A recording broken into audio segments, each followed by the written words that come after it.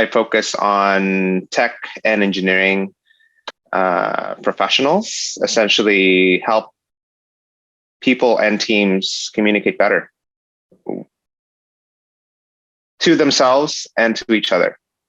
So there's all those inner thoughts that we have around what is going on right now and how does that translate to behavior and how we interact with others. And when it comes to leadership, there's also the added responsibility of what is my impact on the people that I'm leading. So it's both individual and systemic. That's what's so interesting to me about self-management, is that it is that internal and external as well. Paula, why don't you tell us a little bit about yourself? Hi, I'm a career transition strategist. So my clients come to me when they've hit a wall in their current job. And essentially, I help them figure out, usually it's the 47% of employees that are unhappy at work. I help them figure out, do they need a full career shift? Or is there a way to navigate in their current line of work? Do they simply need to change industries, change workplaces? Or do they actually need to level up in what they're doing? And is their current workplace going to give that to them? So I help them figure out the direction. I help them figure out how to maneuver. And are they even getting the right advice from the right people? I serve a lot as devil's advocate or objective third parties, like, stop listening to your friends and family. They're full of shit. No, it's true. It's true. And I think the other side of that too is that I know for me personally, when I've been in those positions, you're hearing the most from your company, which is they're always going to have their own agenda too. So that can be really difficult.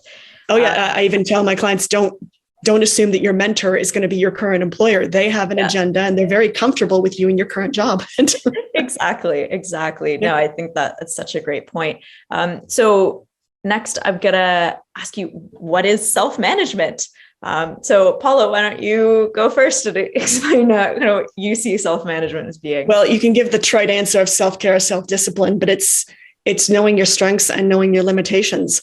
So it's, acknowledging that you can't do everything yourself, or acknowledging that when it is time to ask for help or get better information. You don't know what you don't know. And that's all right. Nobody does. It's self-management is okay. Time to call in the reinforcements. And yeah, I think that is exactly. Yeah, you don't know what you don't know. And Alvin, how would you define self-management? How do you see self-management? +1 to what Paula offered. To me, and in addition to that, there's this aspect of really being present to what is showing up in my own emotions and feelings, and what thoughts are coming up as a result of that. And as a result of those thoughts and assumptions that I'm making, the behaviors that ends up coming out of me, showing up for me, and the impact that has. So if I want to create a better impact, then I need to work back down the line of making a different way of making sense of my thoughts and emotions. Yeah, I think that exactly trying to make sense of really yourself. So my first question really in the realm of self-management is, an important aspect of self-management is really understanding your own goals and responsibilities. And what techniques do you recommend to identify these key elements? So Alvin, I'll pass that to you first. What are some of the techniques that come to mind for you? I think we already mentioned this aspect of self-awareness. So there's this aspect of what do I know and how aware am I of my own strengths and weaknesses, as Paula was talking about earlier. And also, just because I'm given a task doesn't mean I love it or it energizes me. So it's also this aspect of being aware of when I'm doing it. Is it because I'm good at it? Or is it because I love it? Because one is more sustainable than the other in the long term when it comes to career. So definitely gaining self-awareness. And also, we're also not great at seeing ourselves in the mirror. So having someone give us a reflection of, hey, listen, whenever you do this thing, you really light up. Or whenever you say this, it doesn't match the emotion that you actually exhibited. Like you fall flat as soon as you talk about spreadsheets. So there's this aspect of someone telling us as well, here's what I see of you, because we don't always see that. Yeah, it's true. It's very hard to see yourself really. And to kind of, yeah, it's great when you have someone that can identify that for you. And Paula, what do you see as some of the key techniques to be able to recognize your own goals and your own responsibilities? First of all, turn off the noise. As I was saying earlier, like noise from friends and family giving you bad advice, or self-reflection. What things make you forget to eat and poop? And why, if you're not pursuing that as a career, why did you stop? Did someone tell you you can't make money at that? Do something else. And how's that going for you now? So you keep backtracking to what really, again, as Alvin was saying, what really lights you up. And what would you do if you didn't have to worry about other people's opinions? If you could completely turn that off and never hear it again, what would you be doing? Would it be what you're doing now, or what would you be aspiring to? What would you reach for if you didn't have to, if the opinions didn't matter? And now and then try to pay your bill with someone's opinion and see how that goes. And yeah, I think that's a really excellent point, because I know, especially I distinctly remember that kind of in that high school university transition, that it was really hard to figure out what I wanted versus what everyone else wanted for me, even whether that be, teachers and family. Exactly. It's difficult. It's difficult. Or how people see you. It's because they only know one aspect of you. And it's like, yep. When people ask you to describe yourself, it's actually hard to know where to start. You start with your job or with what. So yeah, it's hard to explain all that. So kind of jumping into the workplace and into sort of controlling our own selves within the workplace. When you feel that you're kind of being unfairly accused or confronted within the workplace, what are some techniques to be able to kind of move beyond the anger of the situation and actually end up as a proper advocate for yourself? Because I find personally, I just naturally jump to anger, and it's not helpful for me and it's not helpful for the conversation. So what are some ways to try to control that so that we're really actually advocating for ourselves? And Paula, I'll pass that one to you first. Okay. Usually it's ask for more information or buy time. So sometimes those incidents, I'd be stunned into silence. So I had to train myself to at least say one word. And usually the word is why or what, and make them either give you more information or give them enough rope to hang themselves with. My biggest recommendation for handling confrontations is write this down: improv training. Even if you are not aspiring to be an actor, take improv class, because you're thrown into situations all the time where you're required to speak regardless of what's being said to you. And you learn the trick of say one word and everything flows. So if you're thrown in that situation at least several times a week, even after just a few months of improv training, someone puts you on the spot in a board meeting, you can think on your feet and even turn the tables on them. And yeah, it really teaches you how to maneuver. So that's one tidbit of career advice I'd give. Yeah, that's actually a really great point. Improv was a really big thing at my high school. We had a very good drama teacher, and I personally never did it, but my brother did it. And suddenly his comebacks were much quicker. Yeah. Oh yeah, it's a muscle. Yeah, I did. It was pretty insane. But Second City offers it, and my co-working space, I'm a member of CSI. There's Annex Improv that's starting up again, and and Second City's produced some pretty incredible people. So that they're, Eugene Levy and Catherine O'Hara are definitely the first that come to my mind from a Second City alum. And Alvin, what would be your advice when you feel like you're in that situation where you're just getting angry and it's not going to go well? Yeah, well, I want to take a step back actually, and someone's triggered version may not necessarily show up as anger. So it's to the point I want to make is really getting to know when you're at your worst and what shows up inside of you and what does it look like from the outside. So again, getting feedback from other people, because I'm very stoic. I don't show anger, but I'm actually boiling inside. And so people don't recognize that I'm actually feeling that. So they don't know that I need something. So there's this aspect of really getting to know yourself and what shows up inside and outside, and being able to name what's happening in the first place in that situation. Because noticing that I'm angry in the first place is already helpful so that I know that what my next tendency behavior will be is going to be driven by that, as opposed to being autopilot and just being reactive. So we want to be very intentional about the choice that I get to make in terms of my response than reaction. So there's this aspect of, to me, I'm always advocating what's happening for you right now, get present to that in your body. So it's this mind-body connection. And that's a great point, even beyond ourselves too, because it's true. We kind of expect people to react the way we react. And so if we're not aware that actually everyone has different responses, it can be hard to understand what someone is experiencing. And sort of on that note of self, how would you recommend kind of monitoring yourself and checking whether you really need to be enhancing your self-management skills, whether you're kind of falling down the wrong track? What would be some of the kind of key warning signs there? Alvin, I'll pass that to you first. Yeah, I'll reemphasize this aspect of knowing that it's there in the first place, that it's showing up internally and externally. And then trying on a different habit, because we have this habit of reaction of when I feel this way, this is how I show up. So for me, it started off as I'm not going to say anything at all. And I had to move towards saying something in the moment. Which is a very long maturing pathway, versus some people, they say something right away versus let me just take a step back. And as Paula said, buy more time, and to simply say, you know what, I'm triggered right now. Can we get back to this in 15 minutes? I just need to compose myself. Sometimes as simple as that as a mechanism.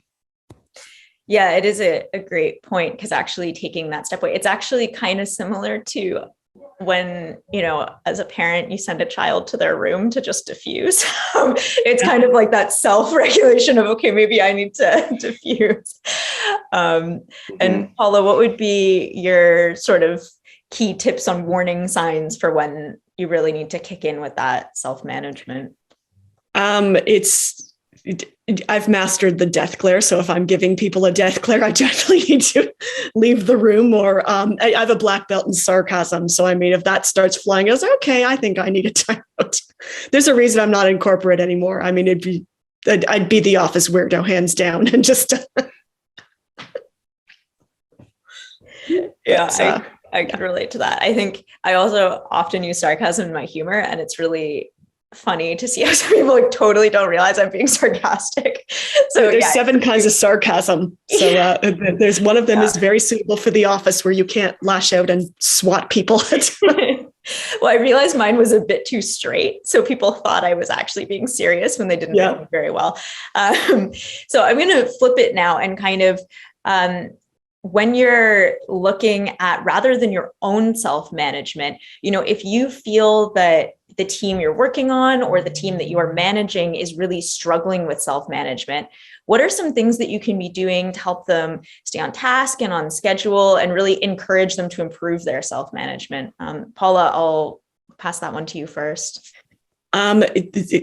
Keep doing the team walkabout. Screw the open door policy where they have to come into your world. Walk around and get to know your team members. Know what lights them up. You should know how they learn, or how they process information.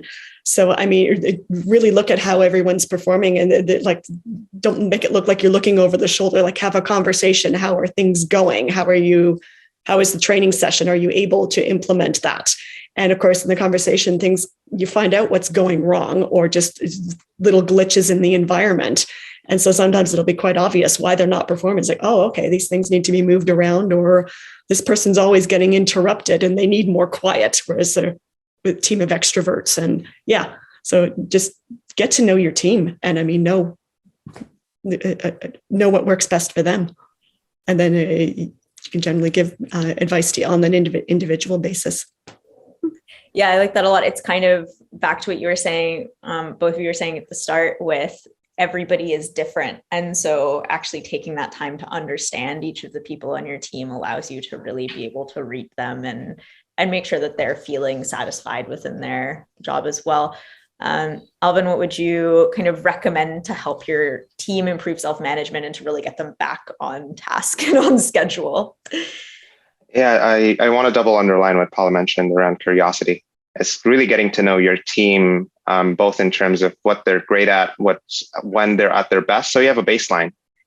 And then when they're not at their best, you also want to know when they're at their worst and what shows up. Some people are really bad at communicating that they're burning out. They're very functional. And so there's this aspect of really getting to know your team and building trust with them so that if I don't do the walkabout, people still come to me because I've built this psychologically safe environment with my team where not only am I creating visibility for myself by getting curious, they're also giving me visibility by coming to me before I know it. Mm-hmm. So there's this aspect of just, and the other piece I think is accountability with empathy, is we don't want to be ruinously empathetic and say, oh, they're having a hard time. Let's give them, I won't keep them accountable. It's a tough balance of, I see your question. We'll ask that maybe as a question. But yeah, we still want to keep people accountable and call people forth to their best when we see that they're not. Yeah, I think that's a really great point to, have people come to you as well to make sure that you're both approachable. But yeah, it is always that tough balance because at the end of the day, your onus is actually both to the schedule and the tasks and to them, not just to them. So it is really that tough balance that comes in when you're in that position. And so sort of back to the self side of it, but I guess more as the person that's doing the tasks, if you're being assigned a lot of tasks that they have to be done, but they're just really not appealing to you. I find personally that's always when it's the hardest to stay motivated. And they're the things that you push till the last minute because you just really don't feel like doing them. What are some techniques that we can use to try to actually accomplish those tasks rather than sort of tossing them to the side and to maintain that motivation? Alvin, I'll give you the floor first there. And just a reminder for everyone, we are going to switch to audience questions in a couple of minutes here. So please put any that you have into the chat. Right. I'll ask them. I'm going to go back to internal, external. So externally, I'll set a reward for myself after I do this task. So whether it's a treat or, I'm going to take myself out for a run to release this, I hate doing that. Internally, I also get curious about what is the real value of this task that I'm doing. So I get really solid on the inner motivation why. So as much as I hated spreadsheets, I know the person that is going to be compiling all these spreadsheets, and I want to make their lives easier. So if I'm late, I'm not doing it well, they're going to have a hard time. So for me, the why is at the very least making their job easier. And it's an important task. I mean, I want to get paid. Yeah, I think that's a really great point that, we're all it goes back to that whole kind of empathy for your coworkers as well, making it a person rather than kind of a task can be quite helpful to maintain that motivation. And Paula, what would be your advice to try to maintain motivation when we just really don't want to do a task? Okay, well, if you're not able to get an assistant or delegate or trade problems with a coworker or whatever, I do the trick of just, okay, I'll set a timer for 15 minutes and because you can concentrate on anything for 15. And then usually I'll go over that because I just want to get it done at that point. And then I'm also very big on using, I don't know if anyone here uses the sound bowls or the chakra sounds on YouTube. I'll just put on a throat chakra one because that's for writer's block, or even just the study music. I'll put the headphones on and that really, really helps. Yeah, that's a great point, actually, kind of making sure that the environment around you is properly set up as well.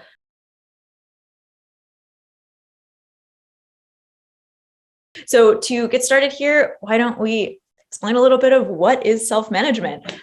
So Alvin, how do you define self-management? Yeah, I'll bring it back to conversation with myself. So the conversation that happens between, this is happening to me right now. This is what I'm feeling. This is what I think is happening. and this is how I'm going to behave. And being able to backtrack, well, what is the impact I actually want to make here? Backing track to, oh, but I can see this from a different angle. And instead of reacting to my feeling, I can choose a different action that may feel unnatural, but have a better impact. That's self-management for me. Yeah, it's an excellent point that your natural reaction isn't always necessarily the right one. And it's really hard to correct that natural reaction on the fly. So kind of being able to determine which natural reactions aren't the right ones is such a great skill to have. And Paula, for you, what is self-management? Self-management is, well, know thyself, know your strengths, but also acknowledge and be kind to yourself about your weaknesses, because we all have them. And you don't have to do everything by yourself. Acknowledge when and if you need help, or when you need different advice, because you don't know what you don't know. It's true. And really on that note, what are some of the warning signs that you might need to work on your self-management? What are some of the things that you can see creeping up that are those warning signals? Paula, I'll pass that to you first.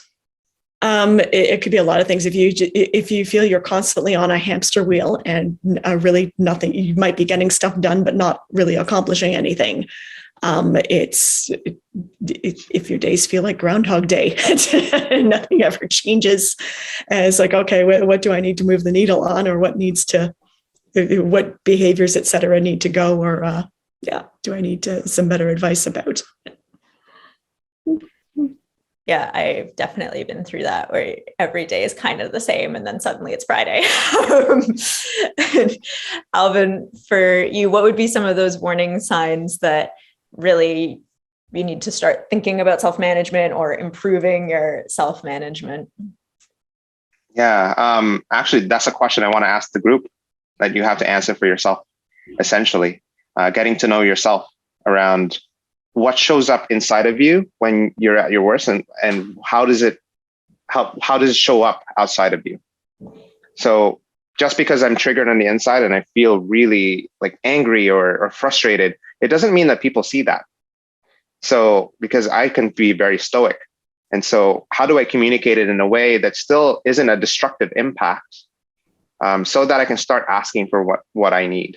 So at the end of the day is recognizing in the first place, I'm feeling this because there's something that I need here.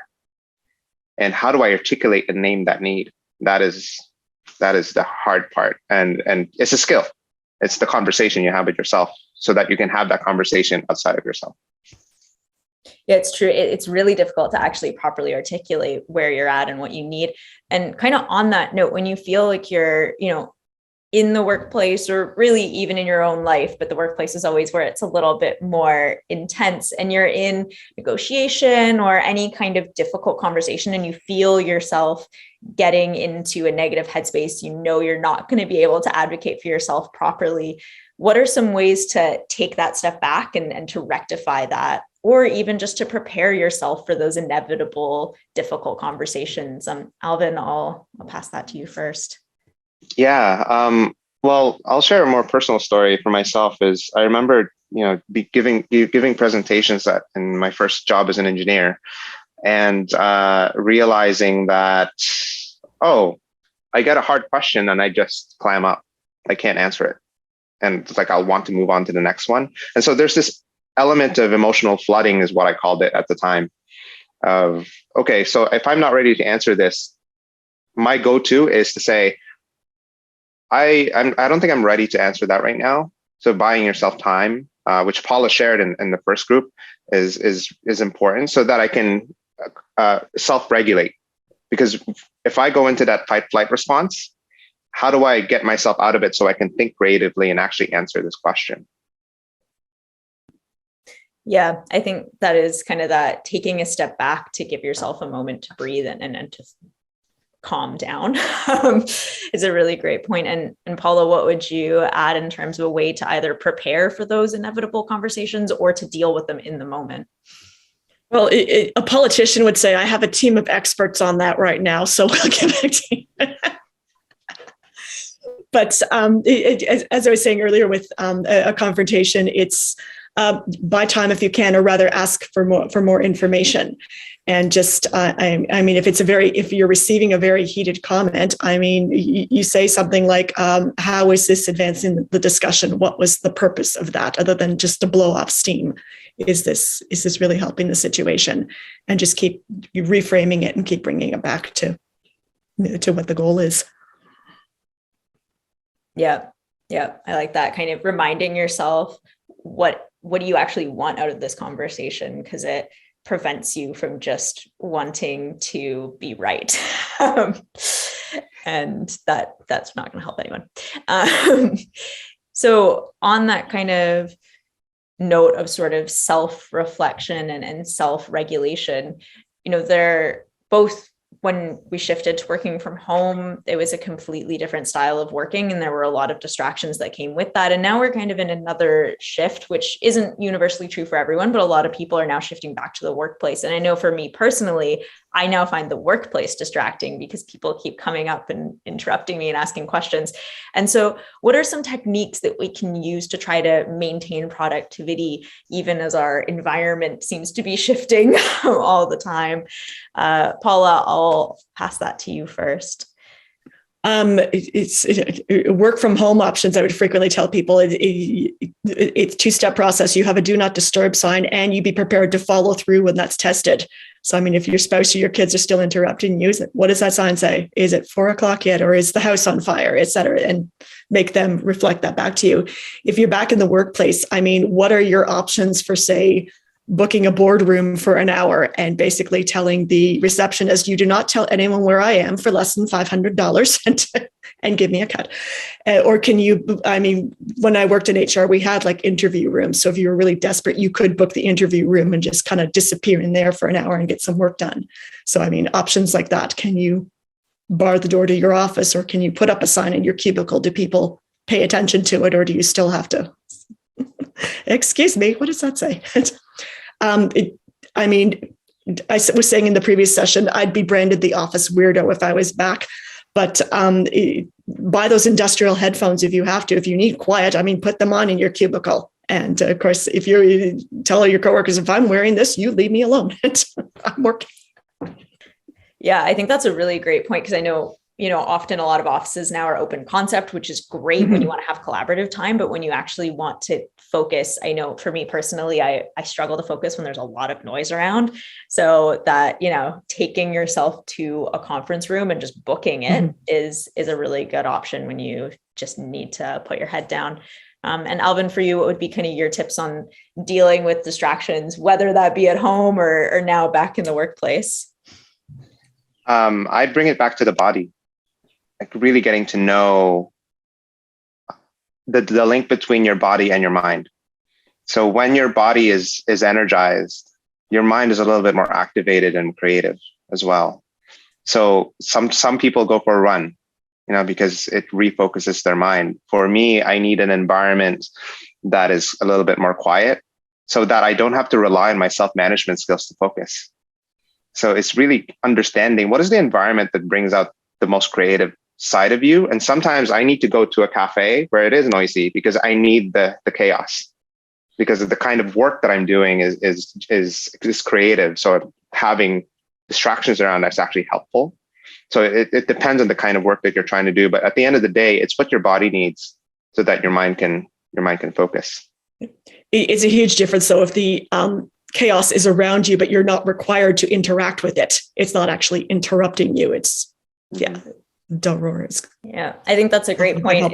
It actually reminds me of when I was in university and kind of deciding where to study depending on the exam. And some exams, I intentionally go to the really intense libraries, like the one that comes to mind is the law library, because everyone was so focused that I felt like I would feel so guilty if I wasn't equally as focused. So it was almost like they were holding me accountable, even though they had no idea who I was.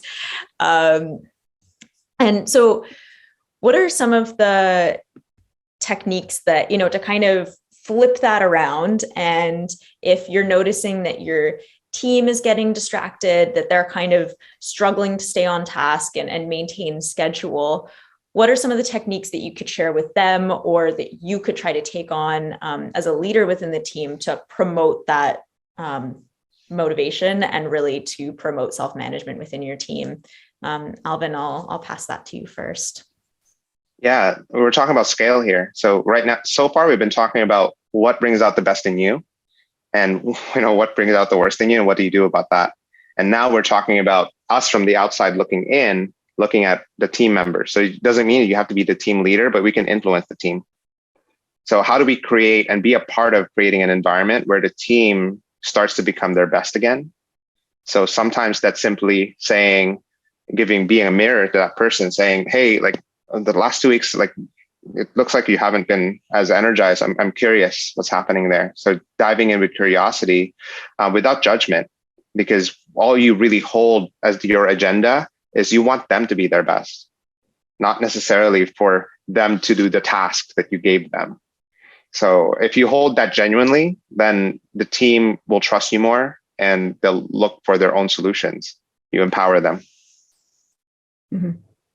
I think that's a great point on trust. You really need that mutual trust in any relationship. And that's true in a leadership team relationship as well. And Paula, for you, what would be some of the techniques that you would recommend to encourage self-management within your team and to really help them stay motivated and focused on task? As Alvin was saying, it's make sure you know your team. Like actually if you're not doing them already, do the team walkabouts and make sure you know under what circumstances they've been motivated and accomplishing tasks in the past. Are all those factors still at play, or what's changed? What's going on with them personally? How do they process info? If they're not implementing new training, a walkabout will tell you what's going on and why that might be, that it's just not taking and it's not being absorbed. So the answers will crop up. Yeah, I think that's a really excellent point. And kind of jumping back to the self, I know for me personally, often any sort of small mistake in the workplace, if I see myself as a member of the team, any small mistake that I make really feels like the end of the world. What are some things that we can do to try to maintain perspective and prevent ourselves from just getting caught up in really that blame game and feeling like any little thing is absolutely a crisis? Paula, I'll pass that to you first. Re-examine why the mistake was made. Were you having an off day, or just were you in a emotional down cycle, or was there something that you didn't know then that you know now? What do you need to do or to learn to make sure it doesn't reoccur? And should you even have been the person that took on that task in the first place, or was it something dumped on you by someone else? And so yeah, be kind to yourself. Maybe you didn't know something, or maybe it wasn't your task to begin with. Or yeah, I think that's an excellent point to both put the task in perspective and to reflect to try to prevent the repetition there. And Alvin, what would you say to kind of prevent one little thing becoming a whole shift in your attitude, I guess I should say? Yeah, +1 to that self-compassion piece that Paula was talking about. Because from that point of, okay, like I know the limits that I have, and based on how I'm feeling right now, or capacity that I have, is to now be able to start leaning into the people that are there around you. Just because you did it imperfectly or had a mistake doesn't mean that your teammates are going to reject you. And we often try to actually sometimes hide it and fix it first, and then show the rest of the team, look what I did. No problems here now. When the opportunity is actually to build trust with our teammates by being vulnerable with the agenda of, I want to get this right with you. So how can you start to bring in the people that are there available to you and want to help? Like I doubt that anyone in this room, and this is a major assumption, would say no to a teammate that genuinely needed help if they reached out to you. Yeah, it's true. You always feel, I know, especially when I first started working, I felt like I couldn't ask any question because any question I was asking would be so embarrassingly novice. But everyone is new at some point. And now, when I get those questions from someone that's new to the job, I never look down on the question because I remember being them. So it is, yeah, feeling like you can ask those questions.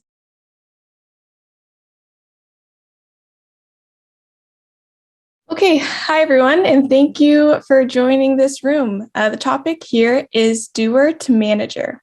Today we are joined by Anne and Angela, and they are panelists. My name is Amanda, and I am the moderator today from SWE. This panel is going to be 25 minutes long, starting with 20 minutes of moderator questions, followed by 5 minutes of audience questions.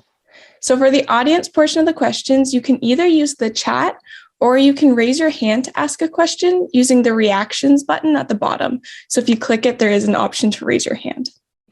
So to start, I am going to ask that everybody except for the moderators keep themselves on mute. That's just to avoid some background noise and some feedback. So with that, before we begin the questions, Anne and Angela, would you like to give a quick introduction to yourselves? Sure. Okay, I'll go first. My name is Anne Chauvin. I'm actually here in Mississauga, Ontario.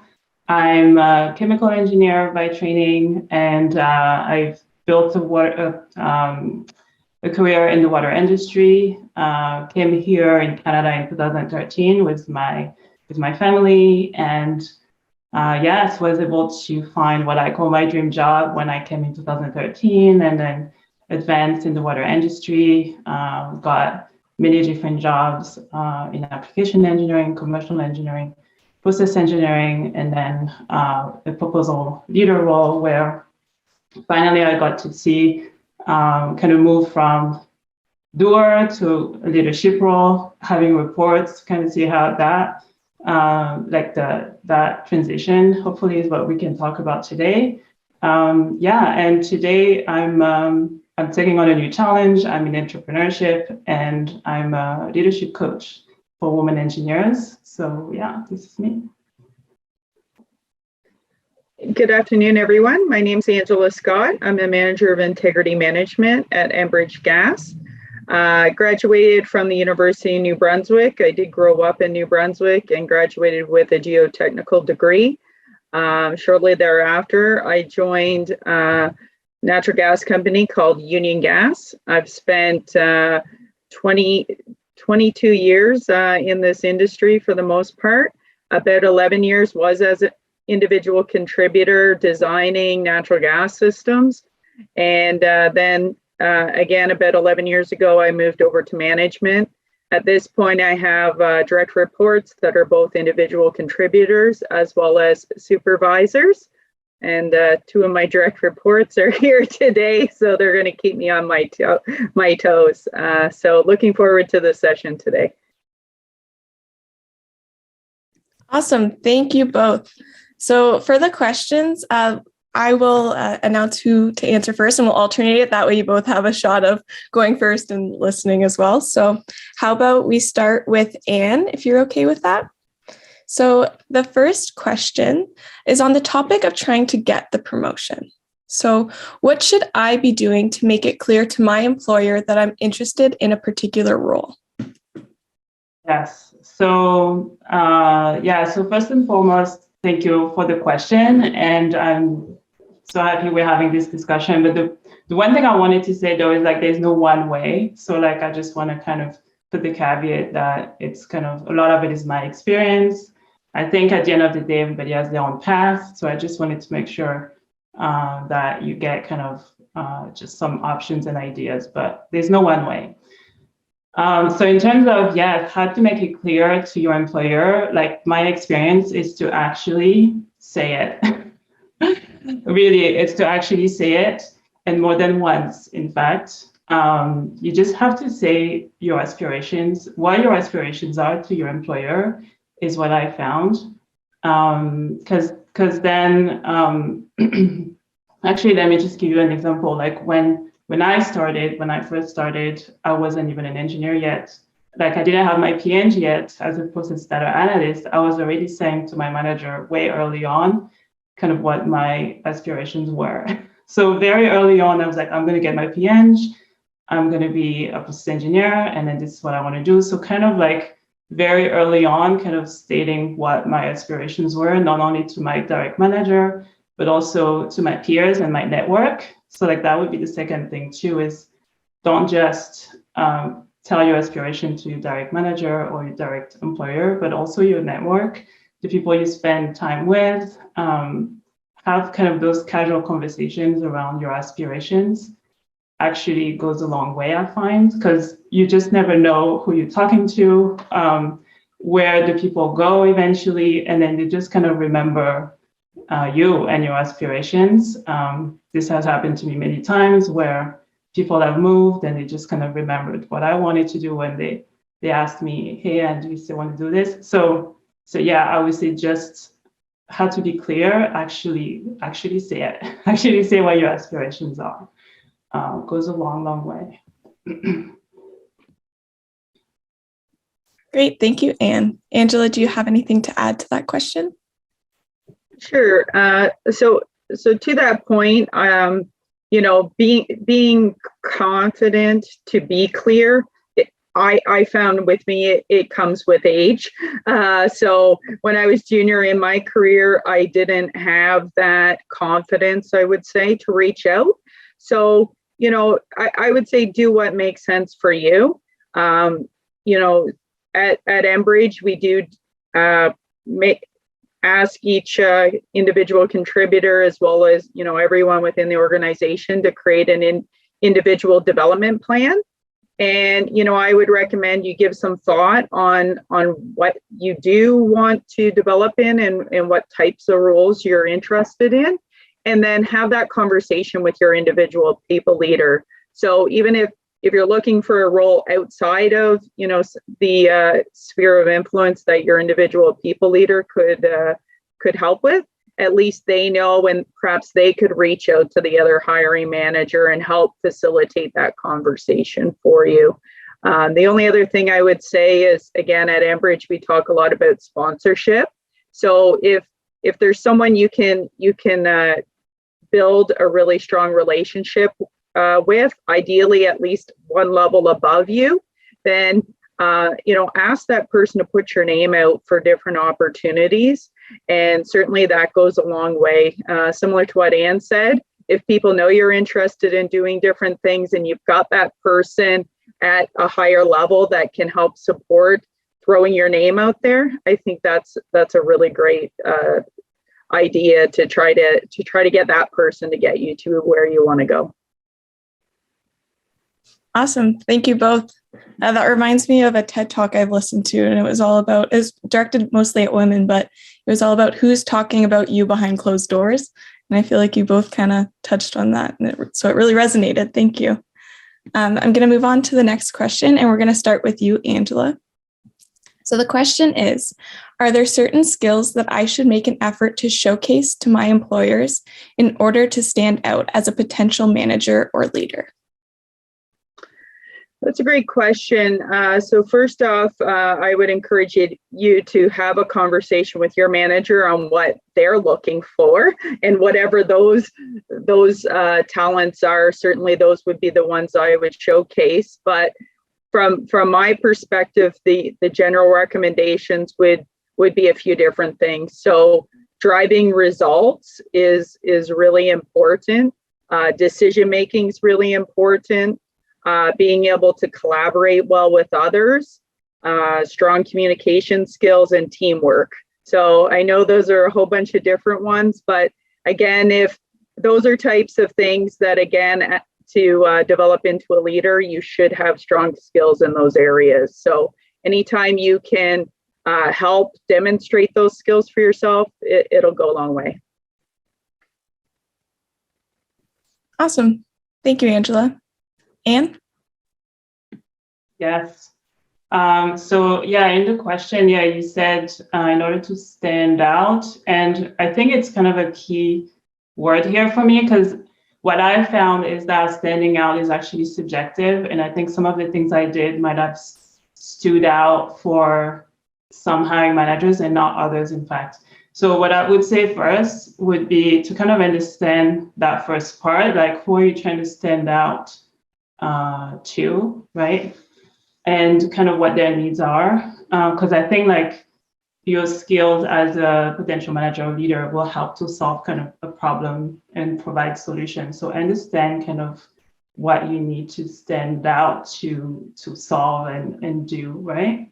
So that's like right off the bat kind of thing. But then having said that, yeah, like the some examples of what I think have helped me stood out anyways, or what I found some of the hiring manager value, that's something that stood out was like the ability to deal with difficult projects, difficult people, difficult clients, disagreements. Like this is something that even in interviews for like more like leadership and management positions, like this is definitely a question I've had many times. It's all around difficult people. How do you deal with that? How do you deal with difficulties, failures, disagreement? So kind of, I think in preparation to, let's say like that interview, right? Like being able to put yourself in those difficult projects, having to deal with difficult people, difficult clients, disagreements, all that stuff goes a long way. You seek them. Project that's failing, actually go seek to be in it and trying to help and see how you can deal with that, because that's very valuable. It makes you really stand out if you're able to handle your emotions and just not take it personally and drive the projects forward in those difficult situations. The second thing I would say is how you carry yourself in meetings actually is trying to pay attention to that. Like, do you share ideas? Do you contribute? Or are you, inward in your head, not wanting to talk? Like, I think it goes a long way, I think, to kind of showcase that you are able to contribute in meetings, like who you don't know who's watching. And another one that was very surprising to me that I found out through experience is actually your network, like your ability to create connections in your organization is kind of counterintuitive, but I found out one role actually I didn't even get because it was that like not being connected enough, or like basically your ability to like be a human as well and create connections and chit chat with people and just showcase that you can do that, that you value that connection, that human connection. Is something that I found. So it's very counterintuitive. I know we're in engineering and all that stuff, but it's kind of those things that I found stood out. Yeah. Awesome. Thank you. The next question in the same topic of trying to get a promotion. So the question is, when I'm in a doer role, my job is entirely different from ensuring that things get done. What can I be doing in preparation to help me gain the skills that I would need to be a manager? So Anne, would you like to start? Okay. Yes. All right. I love this question. Yeah, because being in a doer role, I think it's not only what you do is different, but it's also kind of how you think of yourself that's different, like the way you approach projects, kind of like your expectations, the way you analyze the situation, like everything is different when you're a doer than when I think you're a leader or a manager. So I believe basically like the best way to prepare, I think, is to try to think of yourself as that leader, even though you don't have the title, right? But like kind of start to approach things from that perspective, in fact. Will help you to then try to behave differently. So whereas maybe as a doer, you would just kind of stand back and kind of expect things to happen, maybe actually trying to think of, okay, as a leader, as a people manager or something like that, like what could I be doing now? So like actually, when you think of yourself that way, all of a sudden you would behave differently in a situation, in a meeting, in a difficult project. And I believe it helps to prepare, because then now you're like behaving differently and like trying to prepare essentially. Yeah, So yeah, that's basically it. Like I do have a personal example where, is that still enough time? Sorry, I'm looking at the time. No, we're still good. There's okay. Yeah. Like a specific example where I did that and started to think of myself that way, and that helped me prepare was essentially when I applied for a leader role that had no reports. And the hiring manager said, yeah, like, where do you see yourself a year from now? And I said, a year from now, we're hiring my team. I do have, the reports. And when I said that, basically, it was kind of conveying, one, my aspirations, right? And then two, it just kind of totally helped me prepare for that. Like, whether it happened or not, like, I had no idea whether we would, in fact, hire the team, right? But I was basically, throughout that year, I did get the role, but throughout that year, I was basically thinking of myself as, and in a year with that team. And I was just, everything I would do would be like me and my team. And so like I would totally prepare for the time where we in fact hired the team. So yeah, it's just to kind of illustrate what that means. Thank you. Angela? Yeah, thanks. So what I would suggest is find ways you can demonstrate leadership, and it doesn't have to be leading people, but it could be. So, volunteer to lead a project or do the project management of a project to demonstrate those leadership and skills to drive solutions forward and focus on collaboration. You can also look for different opportunities, such as volunteer opportunities. So I volunteered for the Professional Engineers of Ontario, and I think this is my fourth time being the chapter chair for our area. So I was leading a not-for-profit executive, and that gives you some leadership skills. Also, there might be different opportunities at your place of work to get involved, whether it's, organizing a food drive or, at our company, again, we have things such as Toastmasters, which focus on, working on your public speaking skills. You could get involved either as an individual on those opportunities, or you can actually work towards being on an executive and perhaps leading those organizations or those committees. So I think that's an easy way. Another way is if your company hires summer students, that's a great opportunity to say, hey, can I oversee the day-to-day support of the summer students? So again, that would help you demonstrate that you're able to take on leadership of others. So those are a few ideas. Great. Both your responses really resonated with me. As a more junior staff at my company, I'm very technical focused. So it's nice to hear ways that kind of are outside of my typical role that I can seek out gaining those skills, because sometimes it's challenging to think, how can these technical skills translate to management? But sometimes it's outside that scope. So thank you. I am going to stop the recording now. Awesome.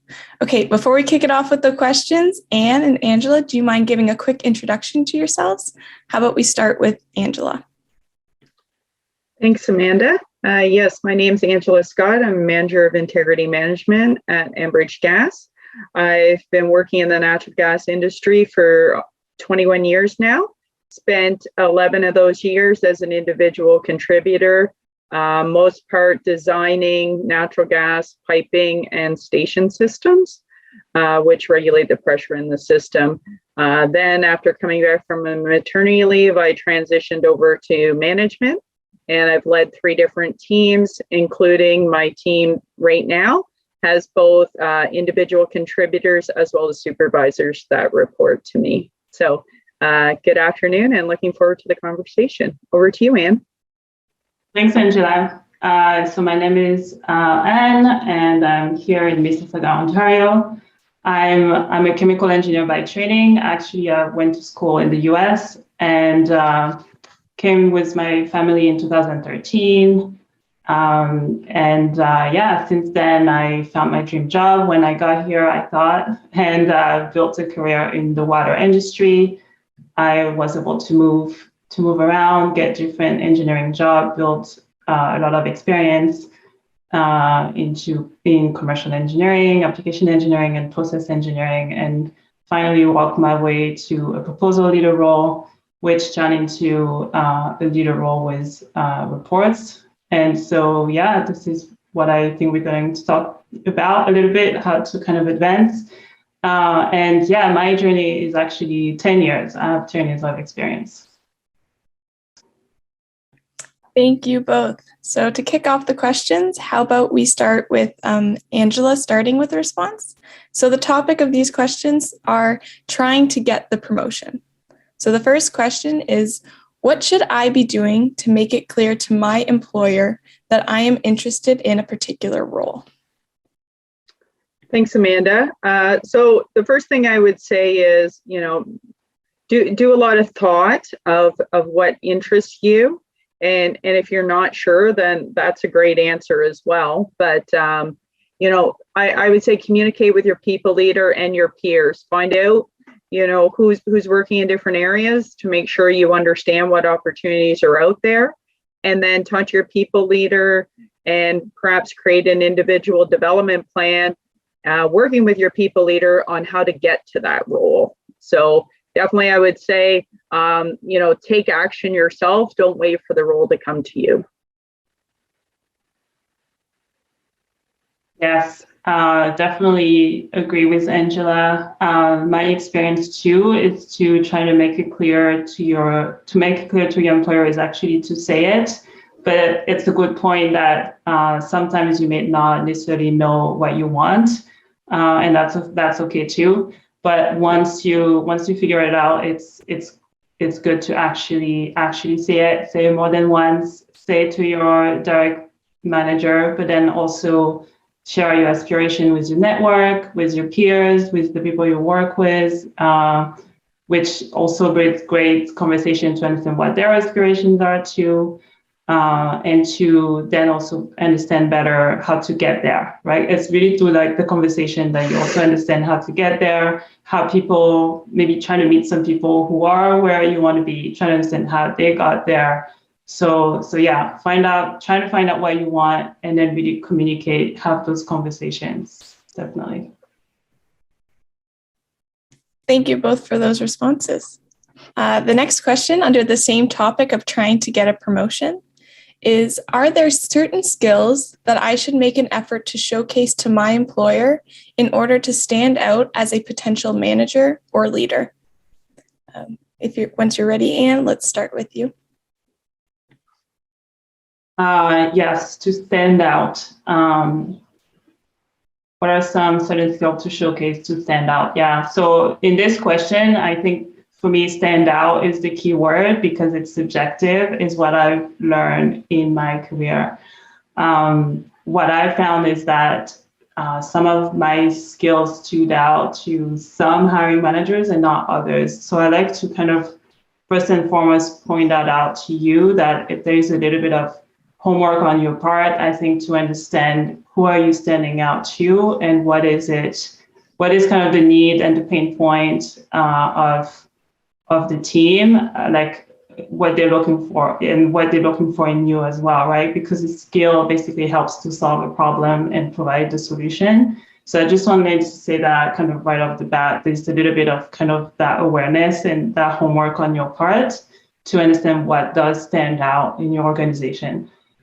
But then having said that, some of the skills that I think I've noticed kind of help you stand out, especially as a technical person, or what has been asked of me anyways, was kind of the ability to deal with difficult projects, difficult people, difficult clients, disagreements in teams, and just to try to showcase, like how do you handle that?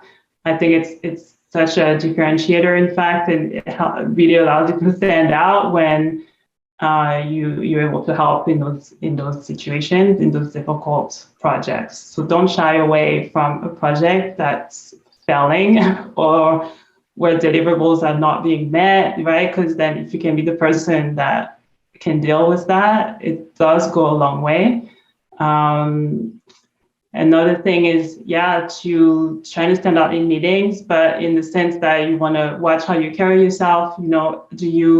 During meetings, do you spend a lot of time in your head, or are you able to speak? So just, the ability to basically speak, be less in your head, more actually, don't keep your ideas to yourself, just actually say it. That has been one of the advice that has been given to me, and it's been really, really helpful. Like during meetings, trying to speak more than you're saying it to.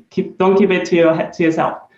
And then the last thing would be kind of the ability to create connections with people in general, but like in your organization also goes a long way, and is kind of counterintuitive. I think for me it was, anyways. I thought I just need to showcase technical skills, but I found that actually showcasing that you can connect with people in your organization, have chit chat, and just kind of be very connected is actually, it makes you stand out. It's very useful as a leader or a manager.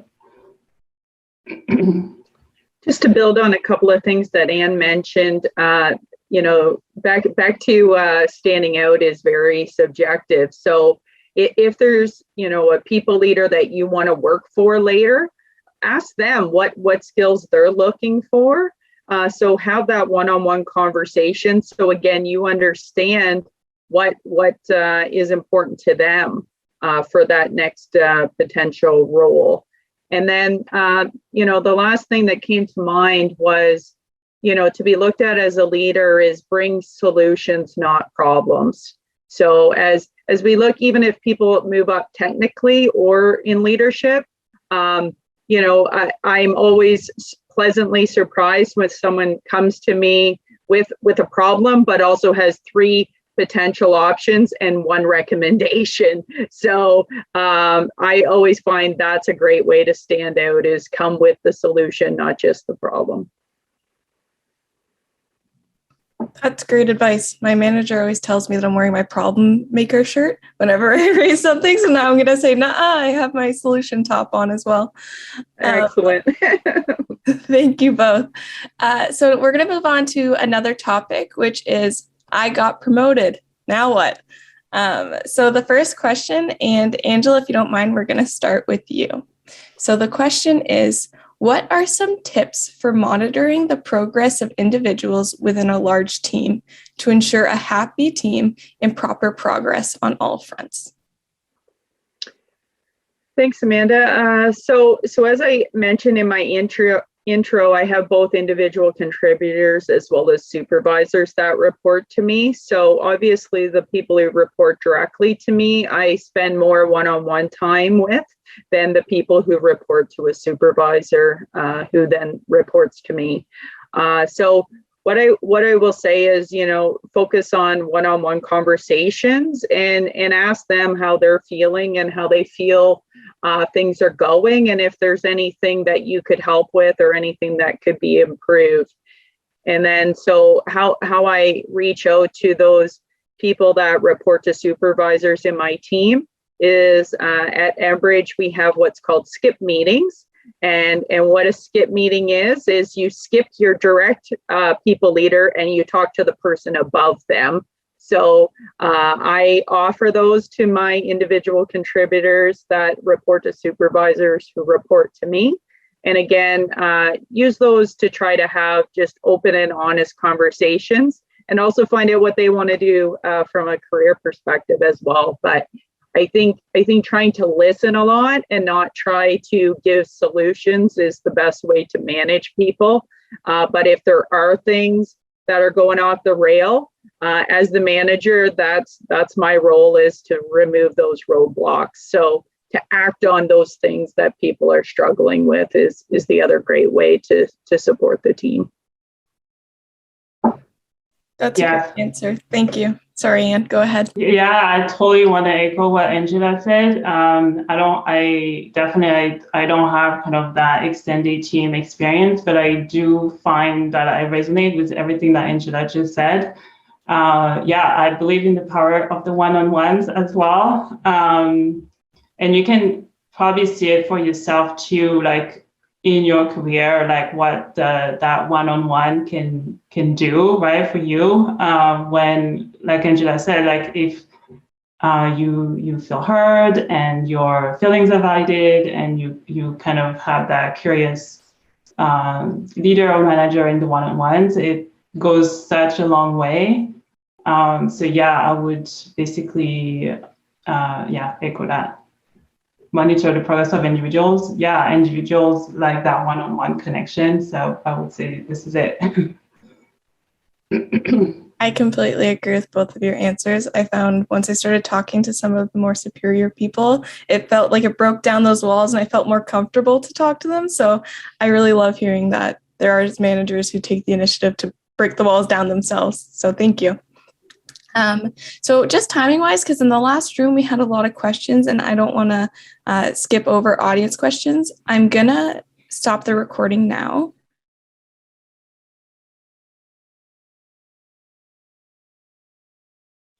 What are some tips you wish you knew when you started your parental leave or were a new working parent?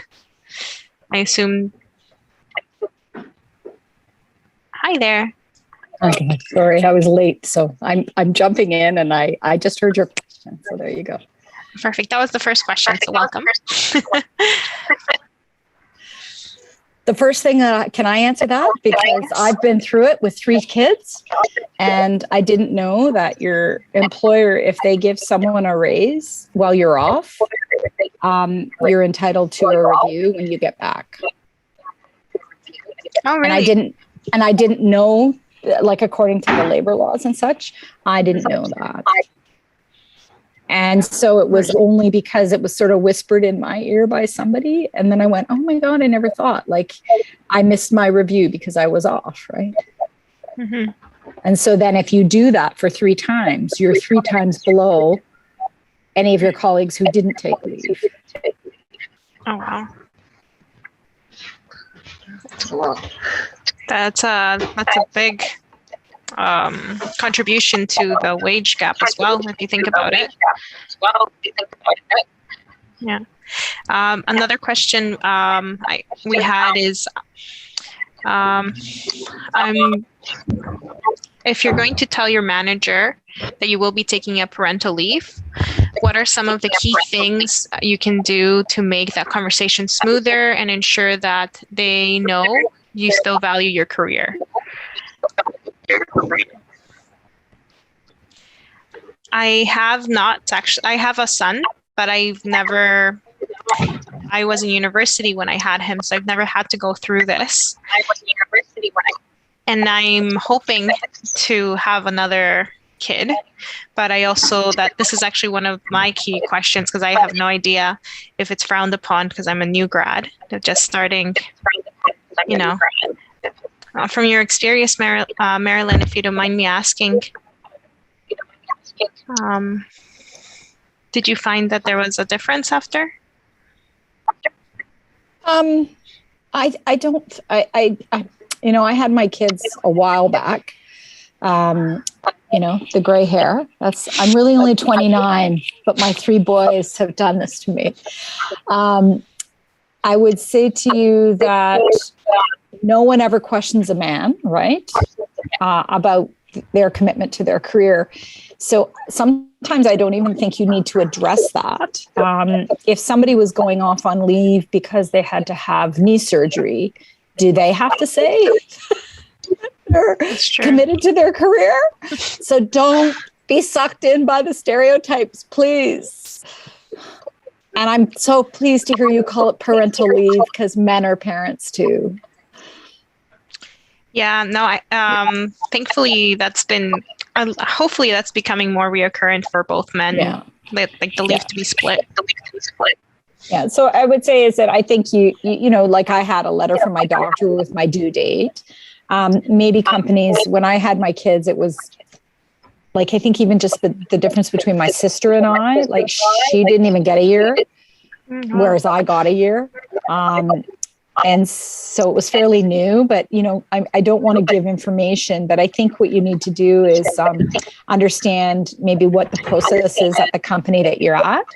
because maybe they want an official letter with a due date, because I know some people will say that their due date is later because they want to make sure. And then if they go early, they can go on sick days or something, you know? So like, I think you have to follow what your employer, but if you have a good relationship with your supervisors in your company, you should be able to be transparent.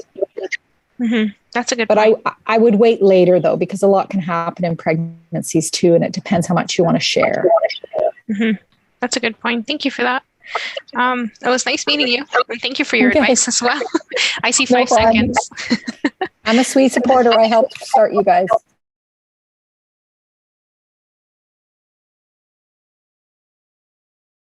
Hello, everyone. My name is Michaela. Thank you so much, Alessandra and Sarah, for being our experts today. If anybody has any particular questions that they would like to share, please feel free to ask. I do have a couple of my own, if you don't mind. So yeah, just at any time, interrupt me if you have any questions. One of my main questions, actually, Marilyn and I discussed earlier in the introduction, is I myself am afraid to. I have one child already, and I do want to have another one relatively soon, but I also did just start my career, and I'm a bit concerned of how that may look to my employer if I, after the first year I get pregnant, and that might not be the greatest situation. And from your experience, do you have any advice of how to make that conversation smoother about if it ever appears the situation that I become pregnant and I have to ask my employer? Yeah. So hi, I'm actually going to remove my background because it's not functioning. Hold on, I'm just going to turn it off here. So hi, I'm Alessandra Massaro. Hi, everyone. I'm a transportation engineer, and I'm currently on maternity leave with my first child. So I don't have too much to add to your question, except for the advice that I got from other women in engineering is that don't think about family decisions and how they impact work. If you want another kid, just go for it, and work kind of just has to figure it out. Hopefully does your boss have children? I work in a larger company, so I have a supervisor, and no, he does not. So I'm not sure. Tough conversation. Yeah, I'm not. Sarah has more insight. So I have 5 kids. And so my first, was like right out of university. And then we decided we wanted to have another. And obviously I've kept having kids. I'm not having any more though.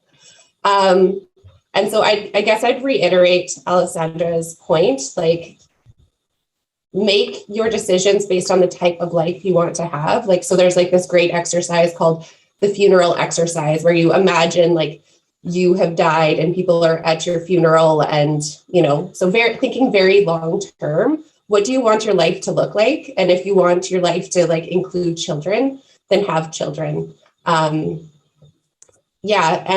like be proactive in raising that with your boss, but know that this is one step in like a huge path, and there's never a great time to have kids. So I know lots of people who have waited until they're like far enough along in their career for them to have kids because they feel like they've gained enough traction. They've demonstrated their commitment, and the second you have a kid, it changes things. And so there's never going to be a great moment. I would almost argue that it's better to have kids earlier on in your career before you're in more senior roles where it's harder for you to step away for a year. So don't make the decision based on your current career and your current boss and like where you're at. Make the decision based on where you want to be in the long run, and you'll figure it out, right? Like, I think that's a great thing about kids is it kind of reinforces makes you reflect upon like the type of life you want and like how you want to raise your kids. And so you'll then make future decisions based on that. Yeah, and if I can just add to that, like your career will span 30 to 40 years, and like 1 year of parental leave or 1.5 years is nothing, right? In comparison to the long haul. Marilyn, just if you want to loop in. Yeah. I just wanted to sort of say that I think sometimes we focus in too much, and I love that people wouldn't talk. They don't use the term maternity leave; they use the term parental leave. But I actually like even a higher level that we all have caregiving responsibilities. Someone might have a dog, that they because they're single and they have a dog and they have to get home and feed the dog and take the dog out. And so I think it's all about caregiving, and people, like, you work to live, you don't live to work. I liked Sarah's, what do you want people to say about you at your funeral?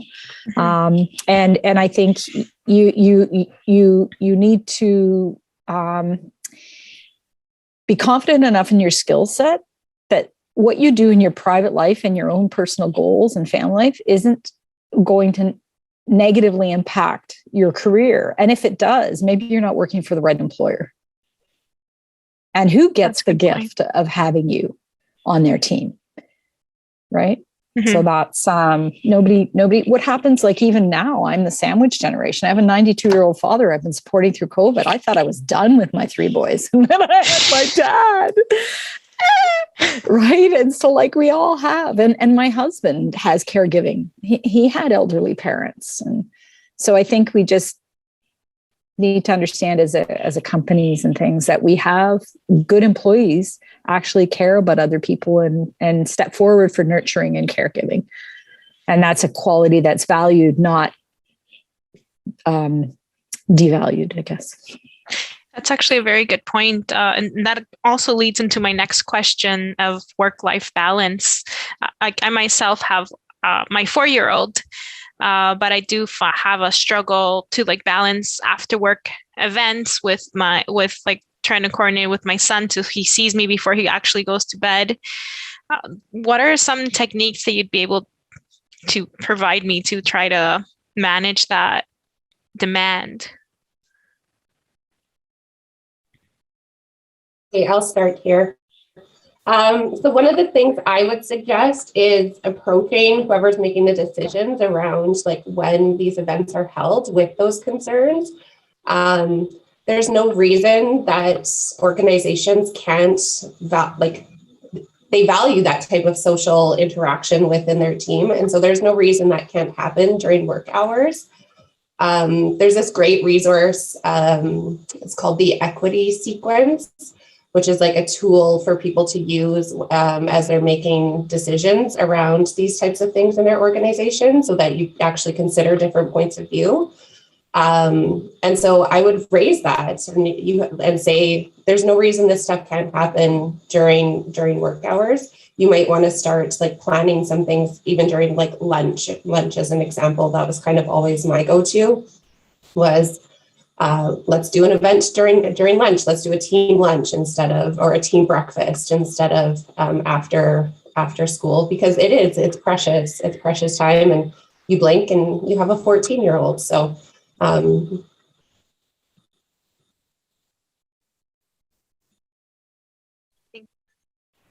yeah, I just want to say I don't have much to add there because I'm still on parental leave with my first. So I'm definitely going to have the same concerns as you. All I can say is that me and my husband are trying to work together to manage the responsibilities because they can be important for work as well. And it's good to have some sort of social life outside of being a parent. But yeah, picking and choosing the important ones.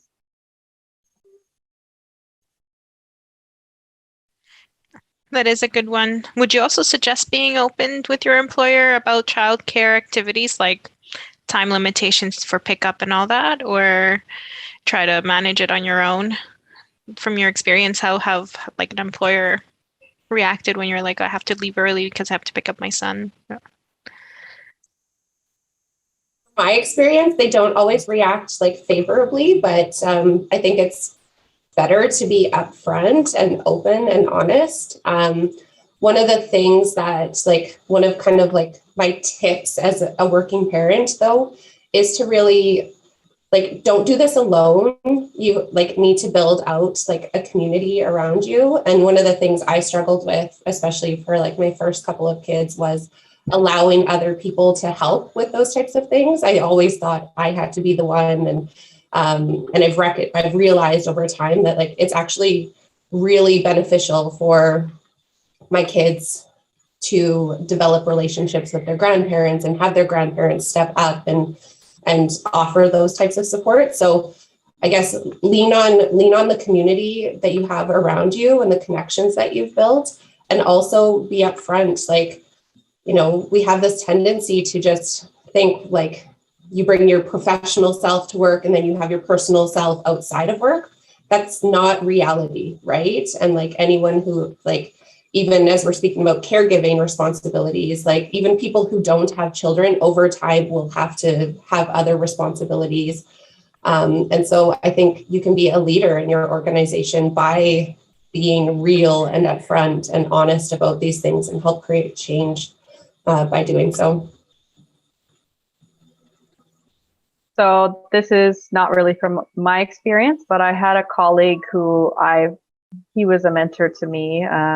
And he had a hard line where he would work from 7 to 3 every day, and 3 p.m. was like his cutoff. Like you could not message him after 3 o'clock because he was the one who would pick up his kids from daycare.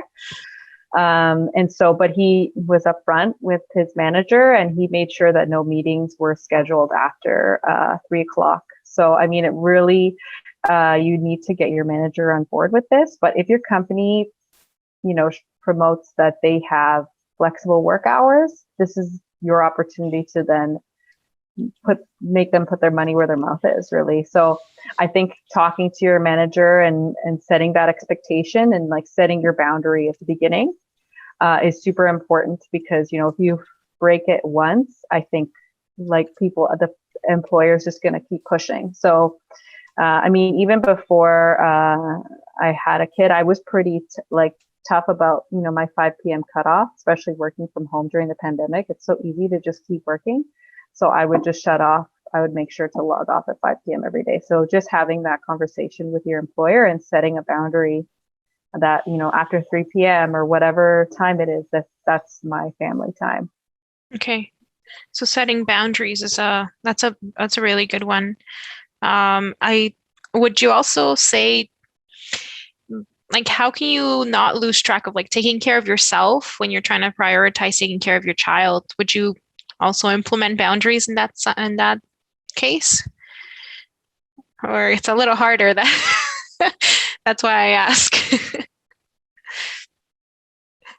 Yeah, this is one that's a huge struggle, right? Like so what's helped me over the years is like really that recognition that like you can't pour from an empty cup. You can't be what your kids need you to be. You can't be what your partner needs you to be. You can't be what your employer needs to be if you're not setting that foundation within yourself. And so that's kind of helped me recognize that like I need to come up a little bit higher on my to-do list.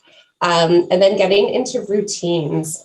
Routine is something like when I had my first son, and they're like, he needs routines around napping and stuff. I was like, I hated it because I was like, I just want to be able to do whatever. And now I've realized how important it is to build in routine into your own self-care.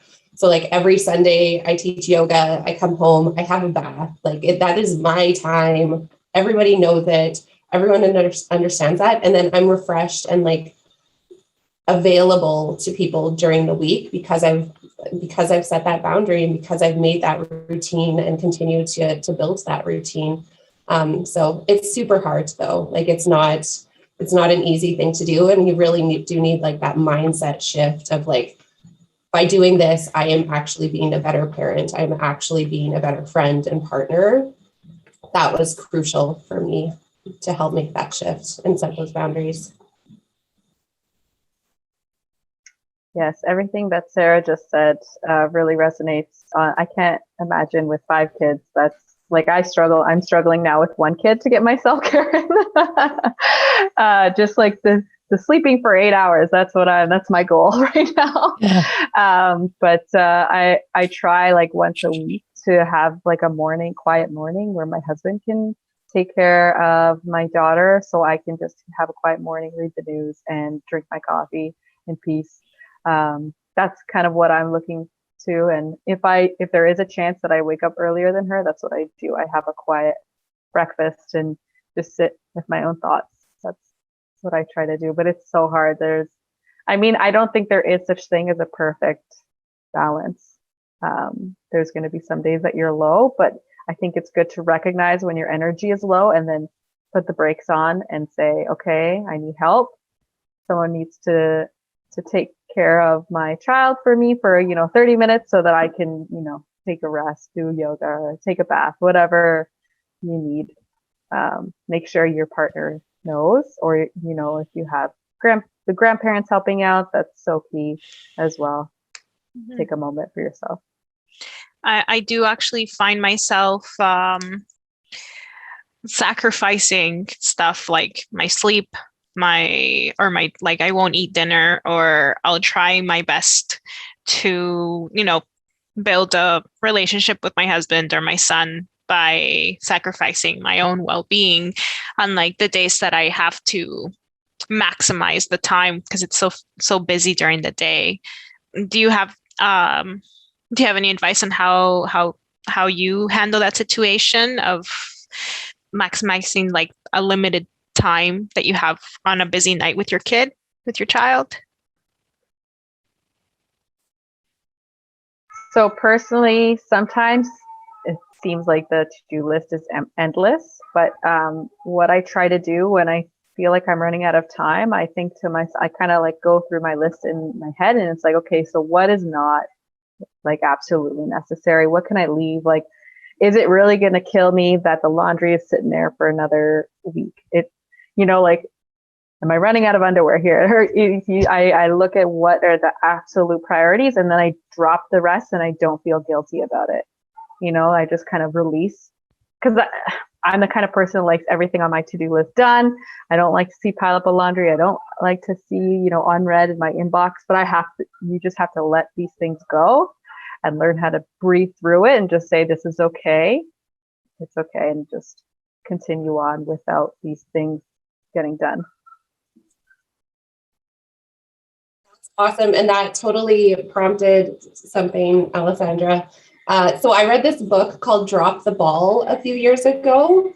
So if you haven't read that as a working parent, I highly recommend it because I find sometimes we're our own worst enemies, right? Is that you want to be the person who does everything. Like for me, I'm pretty, organized and control-y, I guess, around like how things need to be done, and they need to be done a certain way. And so that book really helped me look at like, okay, just because your husband does something differently than you do, doesn't like I feel like a lot of like my issues as a working parent revolved around the fact that I needed to control how things were done and I couldn't let go. And so like she tells a story in this book around like, letting her husband take care of some things. So she gives the example of dry cleaning. So she was always responsible for picking up the dry cleaning. And she was like, hey, this is now your responsibility. And like the whole day she's like, he hasn't done it. He hasn't done it. He hasn't done it. Like, where's this dry cleaning? Of course he messed up. Like, I can't trust him. And then at like 8 o'clock, her doorbell rings and the dry cleaner has delivered the dry cleaning. And she's like, oh, I didn't even know you did that. Whereas her husband was like, I don't want to do this. I'm sure they deliver. And he figured it out.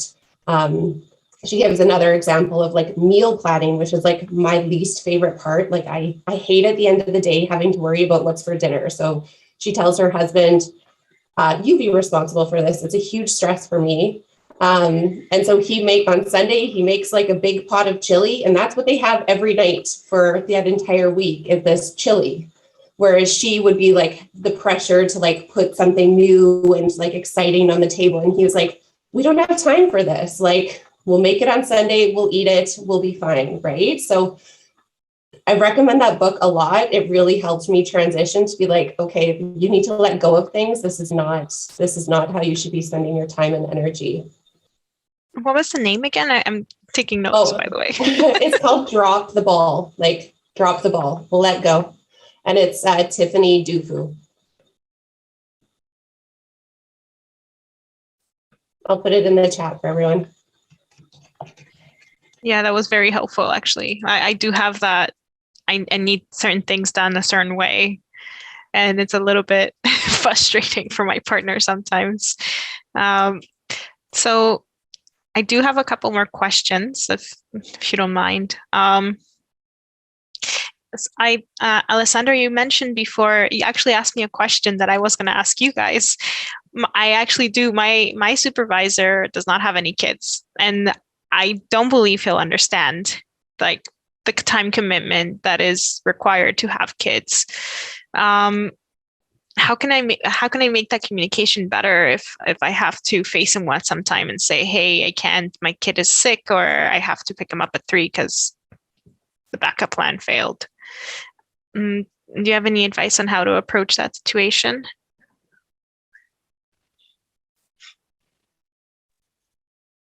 So the question about my manager does not have children, struggles to understand the realities of parenting. That's the question we are on, right? Yes, I'm jumping based on my own experience, honestly. Right, okay, Yeah. No worries. When I was reflecting on this, I thought to myself, I might, if I was really in that position where my manager was really not being flexible with me, I may just find a different position or find a different employer, because I think like the reality is, more than 50% of people are parents, and they have to be understanding. Like, I think if I was having a really big issue, I might go to HR, but just try to talk to them about it and explain your boundaries. Like I said, like setting the boundaries before is important, and then not letting them break your boundaries, like sneak in extra work. This is something that's really difficult, I think, because some people see parenting responsibilities as like a negative trait for work, that you're not available 24/7. And, I would argue that parenting makes you more efficient. You can get the tasks done in your hours. And I mean, you might speak to that manager and say, is there something wrong with my productivity? Am I not getting my tasks done? If I am getting my tasks done, I don't see why I shouldn't be allowed to take off early to pick up my kid. If it's just about bums and seats, like that company policy doesn't resonate with me, and I would try to find a new company. I guess just building on that, one of the things that, like at the end of the day, if you are really like dedicated to your career, it's hard to set boundaries. It's hard to go into an organization because you're trying to climb the corporate ladder. And one of the things that I was like, I'm going to climb the corporate ladder, and then I'm going to get to this spot in this corporation. And then finally, I'm going to be able to create change, and people are going to look at things differently, and they're going to start to see that having kids and having responsibilities, it's actually great. Like, you learn all these new skills, you become a better leader, you become more efficient with your time. And so I would sacrifice, I would stay late. I always had to play. I played by the rules as they existed. Over the last couple of years, I've gotten more creative, and that might be something that you have to do in an organization that is more focused on bums and seats and watching the clock instead of focused on productivity, which I don't know what industries you are in. I came from the energy industry. And so that is very much rampant within the energy industry, the focus on bums and seats rather than efficiency and effectiveness. And so think about what can you do outside of your day-to-day role? Like, how can you build safety within your within your life. So as an example, like I was the like primary financial provider for my family. My husband stayed home with our kids. So one of the things is I realized like I'm not actually going to be able to change this corporate culture. Is I started building a business on the side so that when I wanted to leave, then I could go and do my own thing. And I had that backup plan. So like creating safety nets for yourself, finding creative ways around these problems, like start with upfront communication, start with having those conversations. But if you're not in an organization that's like ready for that, you will kill yourself trying to create change. And so get a little bit more creative and think outside the box around like, what else could you do? Where else could you be? How can you create safety so that you could move on to something else in the future? And I just have two more questions. I'll just put them together, cluster them together. So one is basically, what are some tips that you wish you had when you started your parental leave? And how can I prepare myself during the parental leave to transition back into work? So that's a very interesting question, because when I was preparing to go on maternity leave, I had asked my manager to keep my laptop so I could keep on top of knowing who my teammates were and what the winning projects were. But unfortunately, had a rude awakening when HR announced to me that actually we treat parental leave, at least like a long-term parental leave, like a year or more, as a termination.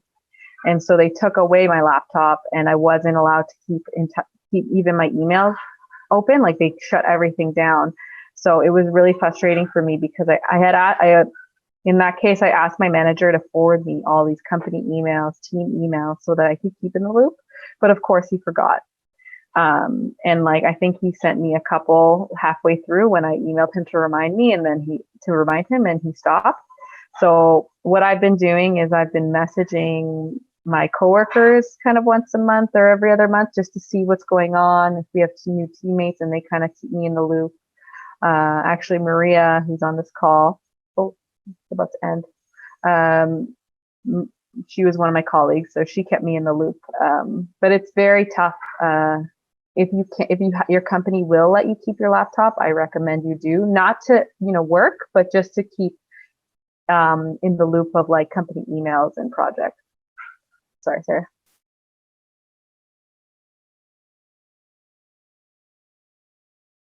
Thank you so much, you guys. Thank you. Into our second session, we just going to give everyone a couple of minutes here to read through the brochure one more time and make a decision on where you would like to go for the second session.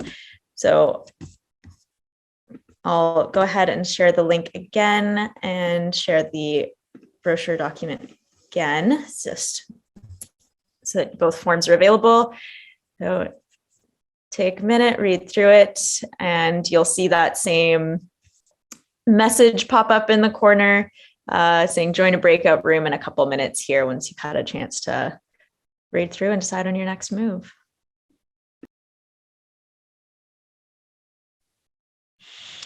Thank you guys for all your answers. I was not aware you had the questions too, which would have made this so much easier. But it's so good because I actually am very curious about all of these, especially the computer advice you said last, Alessandra. Amazing. The laptop. Mm-hmm. Yeah. If you can, not all companies allow that. Maybe we try to let some of the attendees ask questions, because I know one of them messaged me. She said she had a question that she didn't get to ask. Okay. Sorry about that. Yeah, I assumed they were just going to jump in. Before we begin, since we're waiting for people to arrive, I'm curious, Sarah, what is your company, Home in a Field? Can you explain that? Yeah.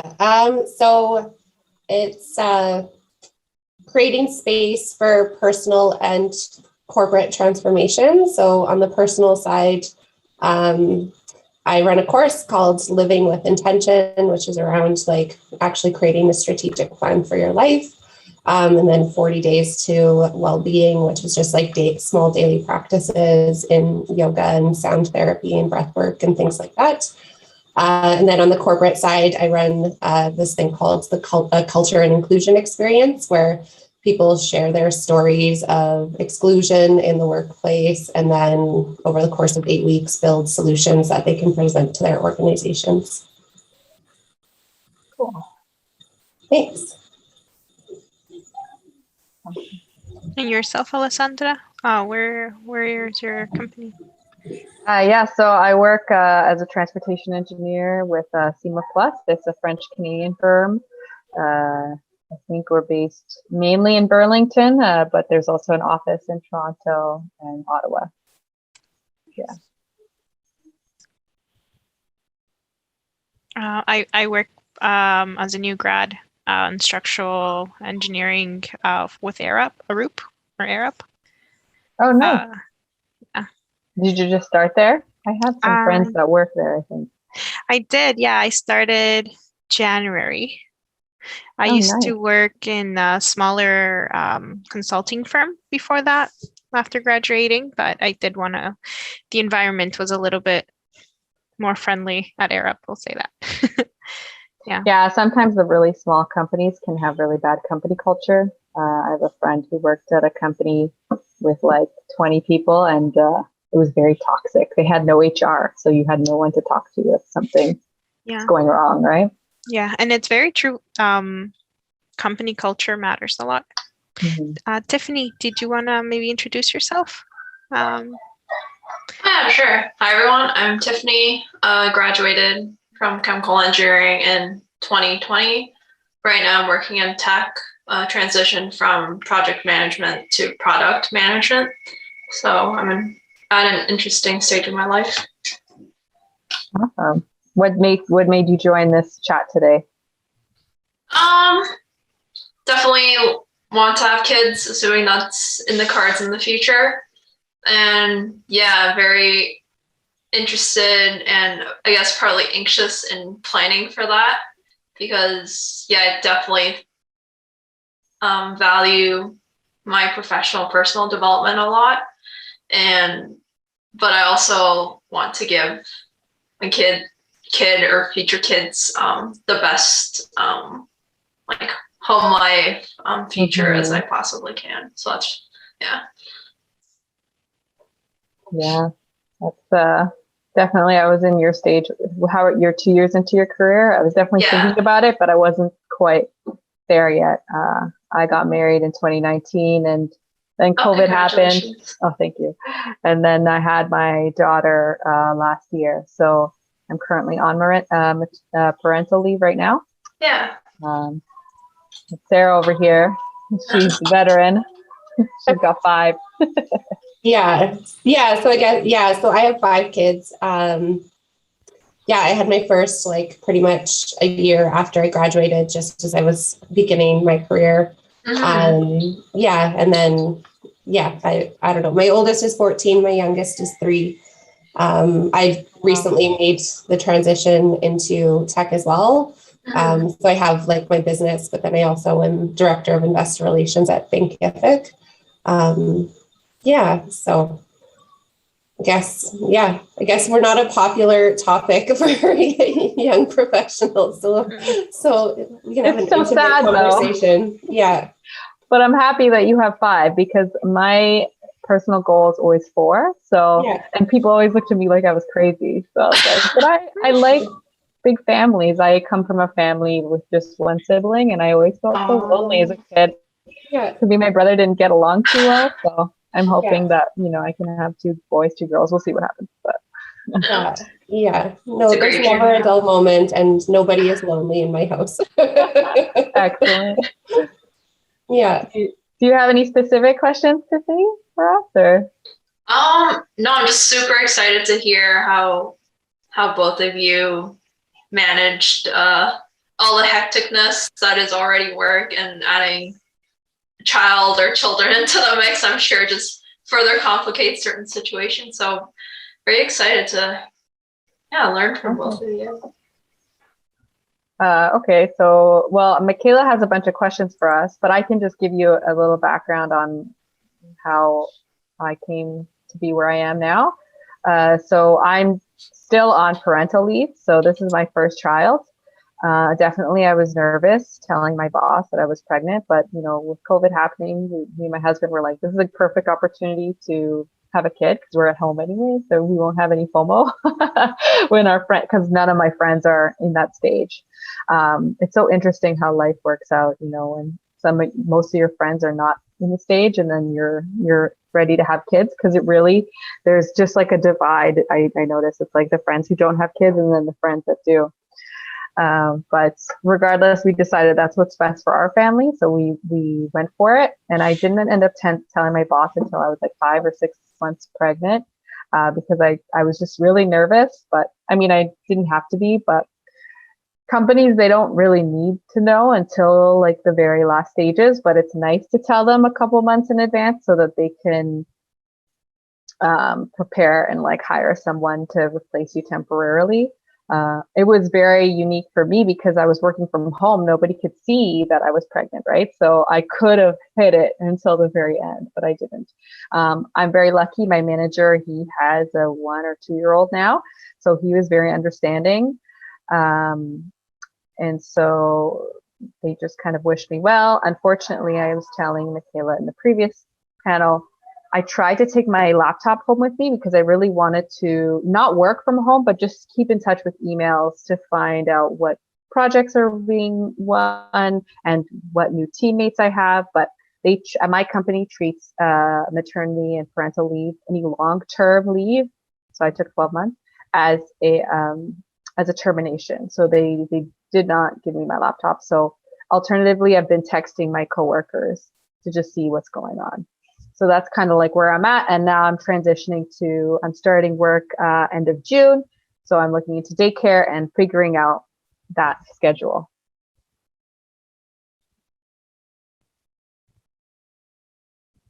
Okay, yeah, and I guess, I don't know, I had a bunch of different experiences with kids, with managers, with organizations being accepting or not accepting. So with my first 4 kids, I didn't take a full mat leave. Like I was like, I'm a career person. I'm gonna climb the corporate ladder, and then once I get to this certain level, I'll be able to change things and make things work better for people. That didn't work out, but yeah, so my third child was my daughter. I had just started at an organization in March 2012. And I was so happy in this organization. And I was kind of like disappointed when I found out I was pregnant, because I was like, oh no, I finally found my place. And now I'm going to have another baby. And and so I told them that I was only going to take 6 months. I was like, I want you to know I'm super committed to my career. And just our situation at that point, like with our third child, my husband decided he would stay home and be the full-time caregiver. So they called me after 2 months and said, actually, we have like this really important project. Like, would you consider coming back early? So I did. I went back like before my daughter was 4 months old. The day before I went back, my boss called me in and said, actually, we've decided you're at the wrong stage of, you have other commitments and we're not going to put you into this position, which we told you were going to have. So my husband had quit his job to become a full-time parent, and I didn't get the job that they had called me back early for. And so that was awful. That was like an awful moment, just because I had sacrificed 2 months at home with my daughter. And then I realized I was working in an organization that didn't see the value that somebody with kids could bring. I had a similar thing happen with in the same organization with my fourth child, my third son, where I'd said, okay, I'm going to take 12 months off. And then they said, well, we've got this great position, will you come back early? And I did again, because thinking, okay, like, I've learned from last time, but like, this is a new position. And like, this is like really where I want to be going. And then that turned into a disaster as well. And it was only with my 5th child that I took a full year off. During that time, I started my own business because I started to realize like you can't keep like making the same mistakes over and over and over again, Sarah. Like they've showed you what this organization is like. You need to start considering different options. Yeah, and so that was like where things actually started kind of changing for me. Yeah, sorry, I feel like I'm rambling, but there's no one right answer, I guess, is like the takeaway. And do what's right for you. Like you're going to have a long career. I think you said this in the last one, Alessandra, but you're going to have a long career. Like if taking a year off to have a kid is a huge issue in your organization, that's probably not the right organization for you at the end of the day, if that's something that's really important to you as an individual. Yeah, definitely. I'm so sorry you had that experience there. That's horrible.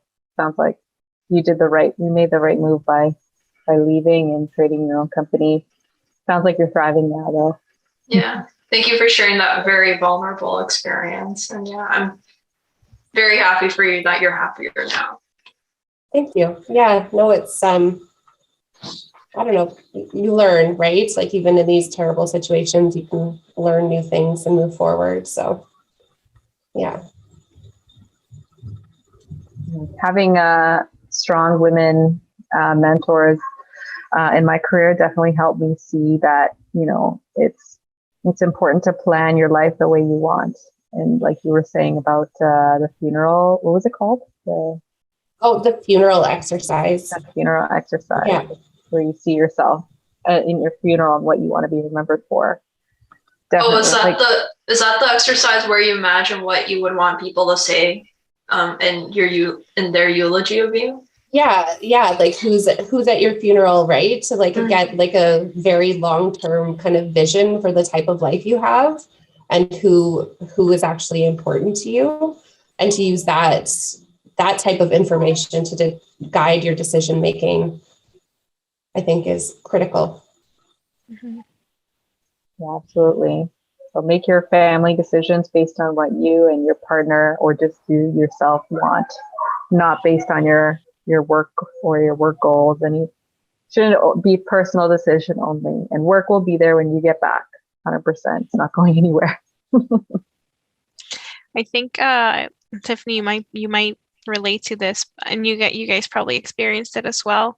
But it's so menacing to me. Like even approaching my company that do promote flexible hours. I'm like, what if it seems like a sign of weakness that I need X to leave by X time and all that? What if I'm perceived as a liability because I have I need to ask for certain things to be able to be a good parent and to be able to manage.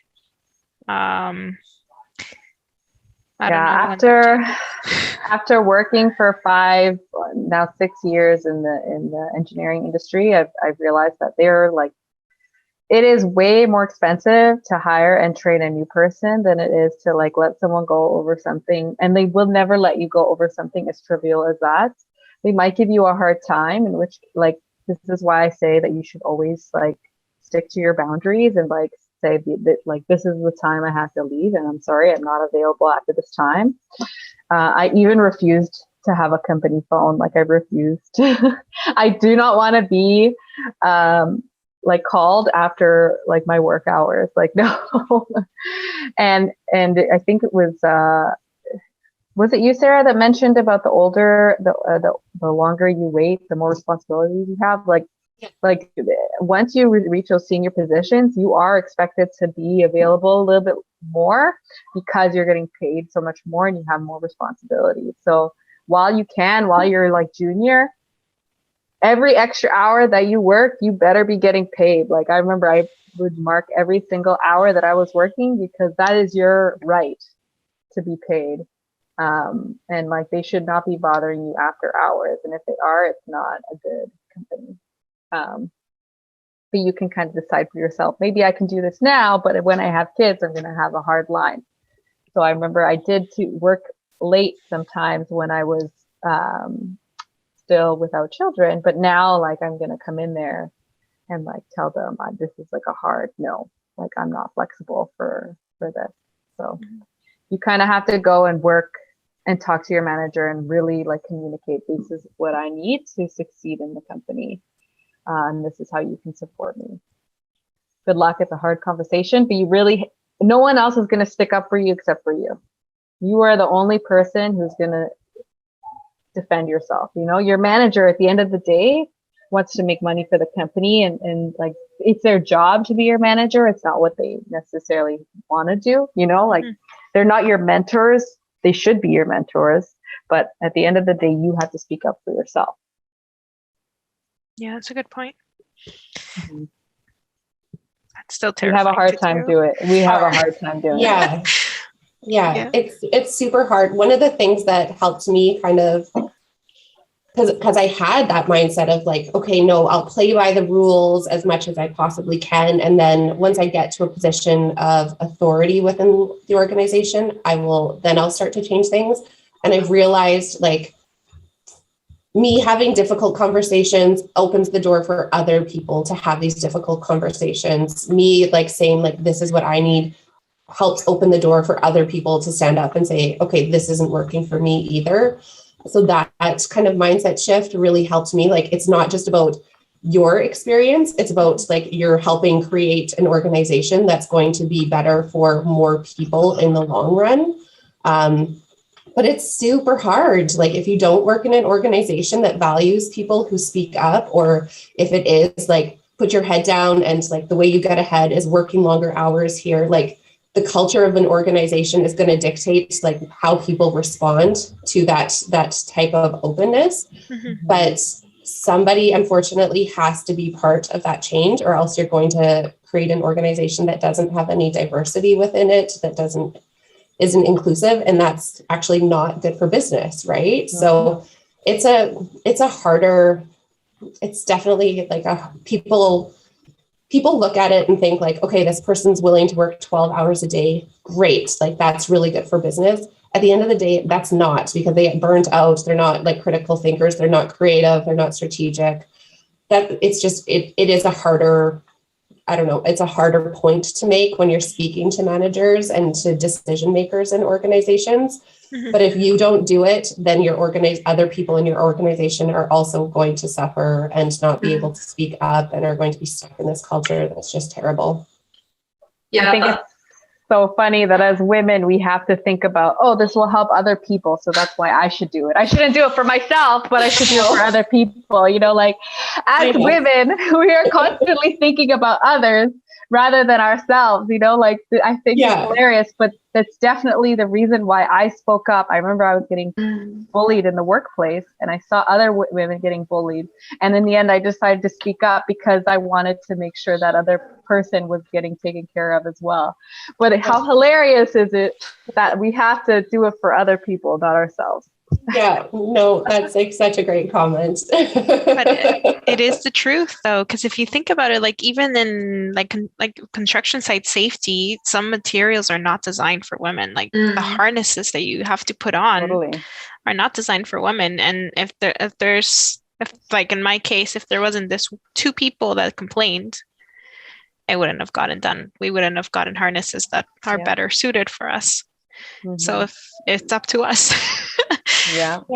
Which is hard. Like, you already have like enough on your plate, and then it feels like you also have this responsibility to help create change for other people. And so that's where like that, like, sticking to self-care is so important, because if you don't, like, you will burn yourself out so quickly trying to like be just like be everything that everyone else needs you to be. 100%.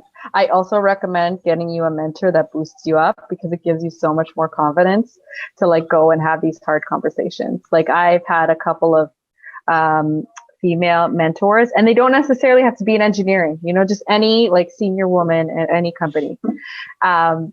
They love to give back. And like Marilyn's a great example of someone who's constantly boosting people up. Like, they will give you the confidence that you need to go in and have those tough conversations. And of course, events like the the SWE events are really great. That's how I initially got my confidence boost. And when I was in my first or second year, I started I helped to found the SWE Toronto group, and it was just having it was like a collective consciousness of women that were like, we want change. And so I was able to go and have that confidence and feel like there were women behind me, even though I was alone, right? So feel it. I'm sending you the good vibes. That is so true. That is so true. Tiffany, did you want to ask any particular questions? Yeah, I just want to bring up a super recent experience. So my exec team, my company was talking about going into the office one day next week for a collaborative, more workshop style session. And then I was talking about it with my parents, and one of my parents is immunocompromised. So yesterday I spoke up in front of my team members as well to one of the exec members about sure, I would be fine, but I can't guarantee that my parents would be safe.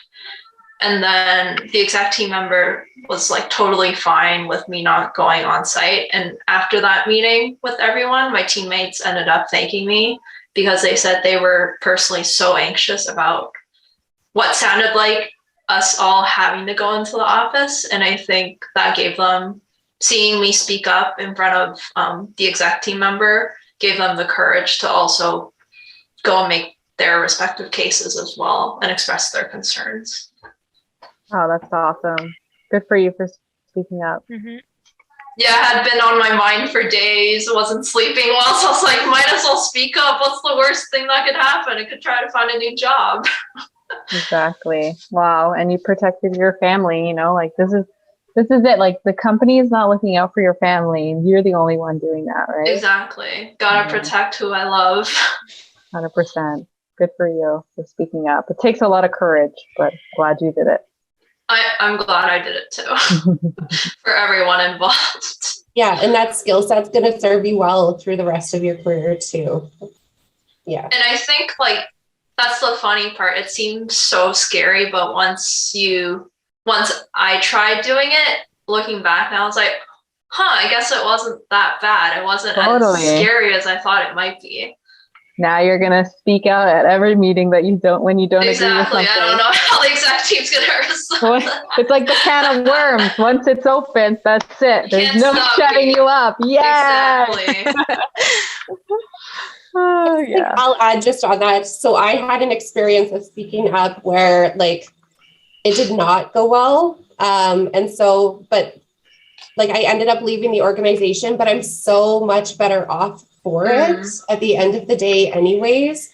So it won't always be that your executive team comes back and is great, yes, I totally agree with it, but you have to be true to yourself, even if it means moving somewhere else. Exactly. Yeah, that's such a good lesson learned for yourself, right?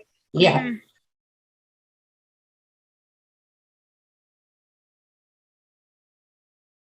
All right, I would say introduce yourselves first. I would like to hear about both of you and your backgrounds. Yeah, sure. So my name is May Marfat, and I am a chemical engineer by trainings. I had my bachelor's in chemical engineering, master's and PhD from University of Alberta, chemical engineering again with the focus in fluid mechanics. And currently I'm working at Integrity Management Group at Enbridge Gas in Ontario, Toronto. Very cool. Perfect. Can I go next? Oh, sorry. Can I go next? Sure. Yeah, I'm Tut Sanai. I'm civil engineer. I have something like 5 years of experience in highway design. Mainly, I was working on infrastructure and highways related to infrastructure related to the highways. I'm looking for a position in my field in Canadian company. All right, so entering the workforce, trying to get in. How about you, Jordan? Yeah, hey everyone. My name is Jordan Azam. I am currently an environmental advisor at Ontario Power Generation, specifically the Darling Nuclear Generating Station, located in Bowmanville, Ontario. I do live in Toronto, so a little bit of a commute there. And I went to Western University in London, Ontario, and graduated in green process engineering in 2016. So a little ways back, but still fresh entering the workforce, you know? Still fresh, yeah. Does anybody else want to introduce themselves? All right, I can go ahead. Yeah. I'm a first year civil engineering student. I came to this sweet event to learn of the varied perspectives and different outlooks that everyone has to offer. I come from a somewhat semi-political science background, and I know it's a big jump, but I think both of these fields and both of these worlds intertwine very well. And that's my focus, to use both of them to help out as much as I can. That's who I am. I like that. We love allies here. How about? I have a question. Yeah. This recording, is it gonna be like available for people to go through after the event, or? I'm actually not too sure about that. Do you know anything about that, May? I'm not sure either, but Kun, if you feel like you suggest we stop recording, that's also on the procedure, that if someone in the room suggests that we do not record, we stop recording. Do you think we need to stop? I don't know. I don't know, because I'm just curious, that's all. Okay. Yeah, so the procedure was only record the moderated questions, the questions that Wen is going to ask us. And then when we get to audience question, we'll stop recording. But if you feel, or any other person in the room feel like they would like to stop recording, we can do that right away too. Oh no, the procedure sounds perfectly fine. Okay. I mean, if anybody wants to speak up, if they're not comfortable recording, that's also okay. But I noticed that Toju, I'm not sure if I pronounced your name right. I noticed you had unmuted your mic. Would you like to introduce yourself? Yes, of course. My name is Toju. I had my bachelor's degree in chemical engineering back home in Nigeria. And then I came to Canada to have my master's in chemical engineering again at Western University. Yes. So I finished in the summer of last year, August. And since then, I've been looking for, jobs to start my professional career. And good news, I got one yesterday. I know, as an EIT with Hatch. So I'm going to be starting in April, and really, it's going to be my first job as an engineer, a woman in engineering. So I guess I'm just a bit nervous to see, hope I'm going to do well and how I'll be able to adjust in an engineering workforce here in Canada. So, yeah. Well, congratulations. This will be good to use kind of as to prep before you start in April. All right. How about Jason and Kiara? Yeah, sure. I'll go next. First of all, congratulations. That's amazing. I'm also a first year civil engineering student, and I'm actually a volunteer with SWE. So I'm here to kind of support that. And also, just kind of learn. As a first year, the workforce is pretty far off. But of course, there's co-ops and internships along the way that I have to get into somehow. So I'm hoping to get a value for that kind of transition today. That's awesome. There's so many volunteers and I never get to meet everyone. And the last one's Jason, if you're comfortable sharing or introducing yourself. Yeah, I'm also a first year mechanical engineer. I'm just here to know what other people are getting into and get perspective. So to learn. Awesome. Great. Well, thank you guys for being here. So I'm just going to start with May right now, and then we'll do May and then Jordan, so that we kind of get in order. So we're not all chaotic and all over the place. But May, what is one thing you wish that you knew when you were entering the workforce and looking for jobs? Yeah, I think the importance of people. I was so focused on job title, company's name, company reputation, and the future of that, like the career path within the company and in general. But I didn't know how much the people you work with can influence your day-to-day job. And if we think about it, we spend more hours with our colleagues, sometimes with our families. We work for 8 hours, and people, and by people or importance of people, I mean relationships, collaborations, your colleagues being supportive, how your supervisor or manager deals with situations, or so in general, human interactions are also important factor in the job that you're joining. Yeah, I totally have to agree with that. How about you, Jordan? Yeah, kind of a similar thing. Like, I guess what I wish I had known is that I probably won't get my dream job right off the bat, and like getting the perfect fit, or as you said, May, like the perfect title or what you think that you should get, like that shouldn't limit you. So I would say like apply to anything and everything that seems interesting. Like if anything, you're going to get good interview experience. Or like May, like you said, maybe you really hit it off with the hiring manager and you'd really like to work for them, and you're going to get a great experience just from learning from that individual. Or when you're getting ready for the interview and you're learning about the company, you actually find out that they do a lot of cool stuff that you'd like to get into. So I would say like don't limit yourself with when you're on the job hunt. I like that. I feel like what you guys kind of said kind of goes along with like boundaries. Like, you don't want to just be going in and just looking at the work, like you said, the company, like all that. You want to like actually go in and find a place where you're going to be happy and enjoy yourself. Right. So what are some of the tips and tricks that you guys have for going into interviews, for interview prep? So May?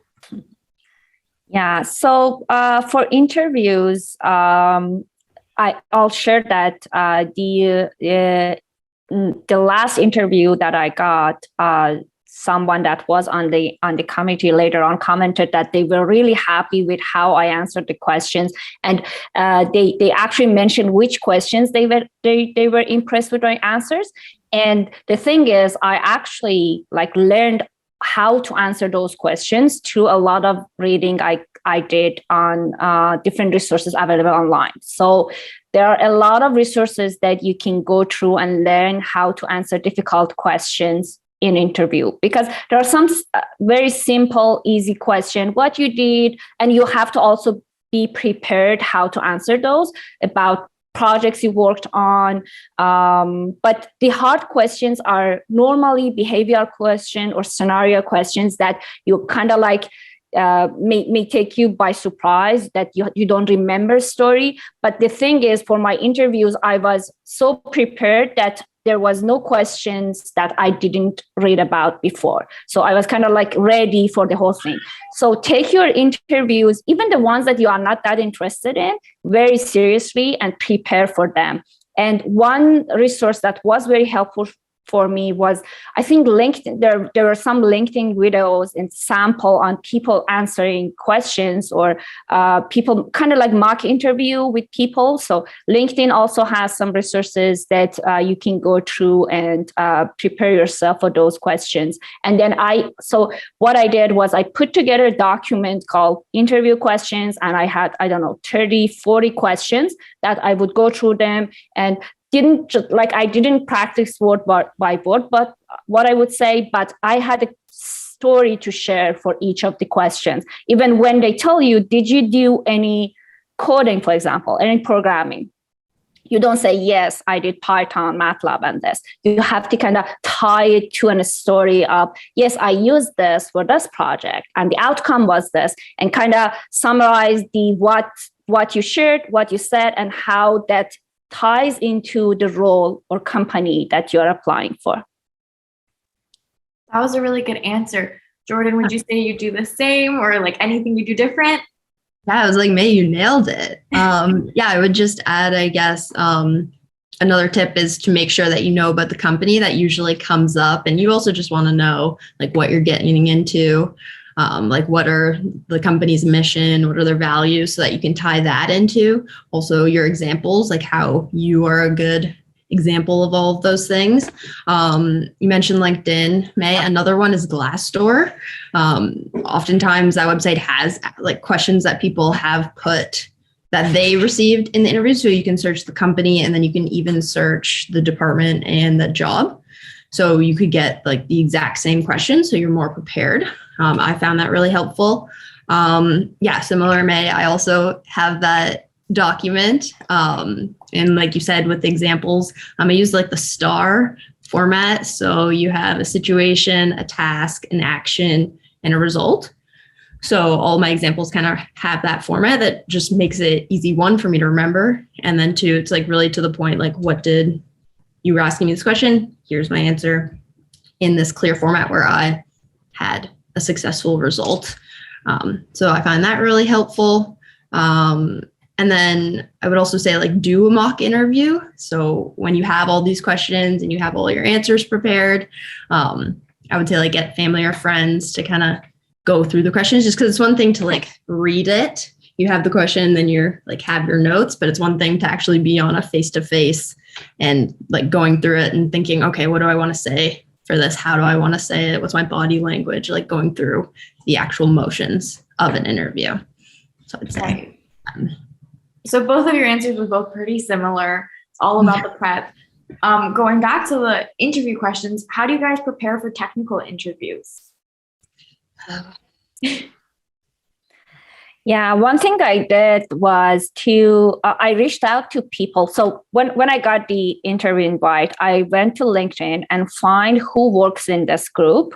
And I reached out to them, and not everyone replies or not everyone checks LinkedIn regularly, but the ones who do, they are actually your go-to person. So I talked to them and asked them what they do to figure out what are the projects. And some people also write down a lot of details of their current roles on LinkedIn, on their LinkedIn profile. So that's also something I did. I went to their profiles and figure out the main words and just did some research to figure out what are the technical areas that these folks are working on.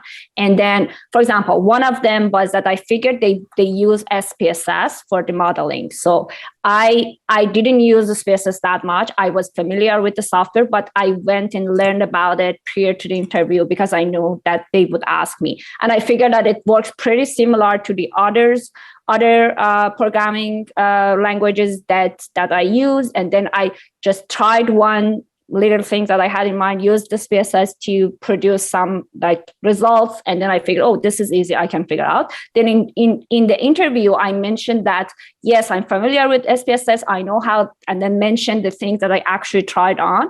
And then also provided how other languages that I work with are very similar, and I'm familiar with the whole like algorithm and know how to work with. So what I mean by this is for technical questions or technical interviews, you need to be very detailed and you need to kind of prove that you did what they asked you. If you did it, you know how you did it. Means like you were not just following someone else's directions and you had no idea why you do that.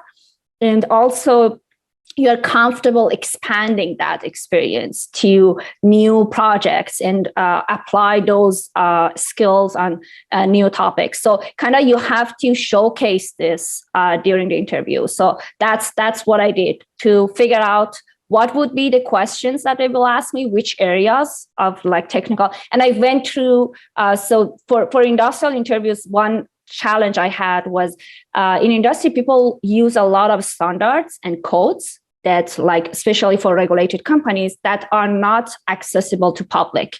So you have to like pay $600, $2,000 to $600 or $2,000 to get access to those documents, which will be like kind of library of technical questions that they would ask you in the interview.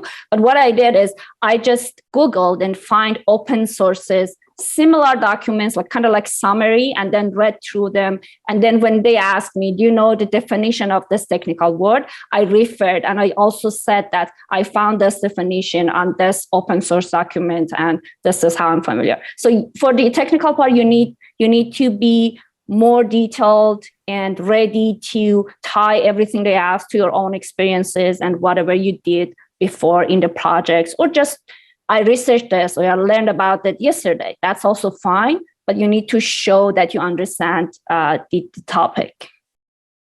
Right. How about you, Jordan? Anything different? Very similar?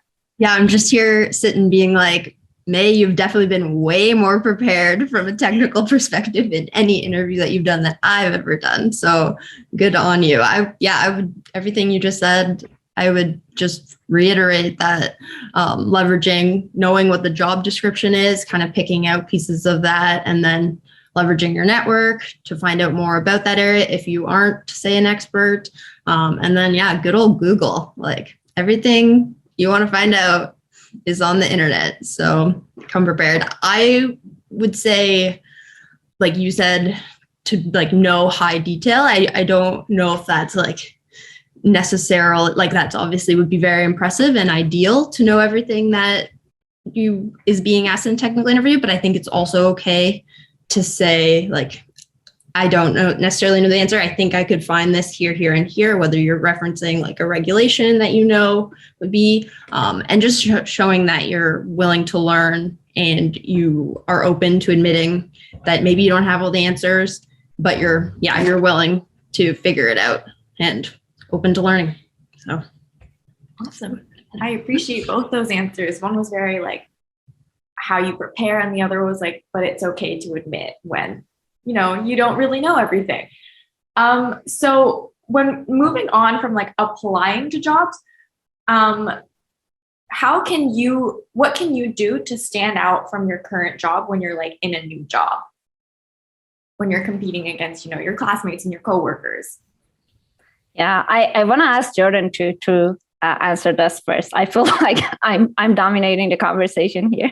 Oh, you're doing great. No. So I guess there's two. Is this when you've started at the job? So you've locked in the job, you're starting new. How do you like set off on the right foot? Is that where we're? Yeah. Okay. Yeah. I would definitely say like knowing what you want to achieve in this role. Like maybe making some goals, like I want to get this certification. I want to visit this site, those kinds of things.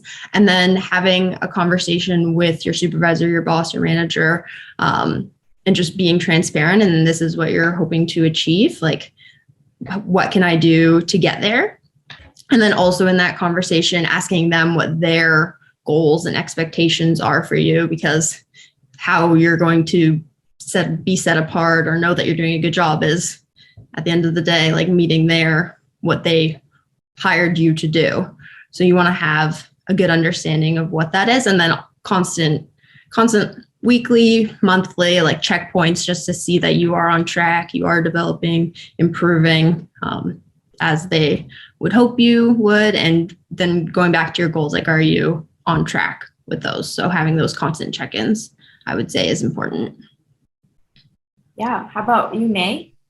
Yeah, I probably answered the question from the if you are in the job seeking application stage and not got the job yet. And I think I heard in the question that you are kind of competing with all your class because everyone's applying at the same time.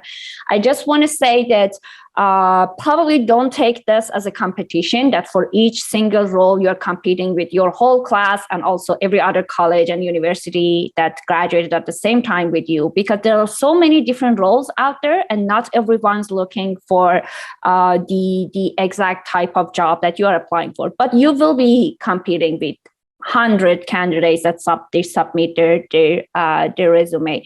One thing that I've heard from people who go through those resume and screen those is, especially if you are graduated from your bachelor, is the internships you did, the co-ops, the like summer student products. So the more you have those industrial experience in your resume, the more your resume will stand out. And also volunteer jobs or volunteer work that you did. That shows your personal skills, that you've worked in different environments, you've worked for different roles. You are not just like one-dimensional technical focus. You are easy to work with because you have experience working with different teams. So those can help your resume stand out a little bit in that stage of the finding your role.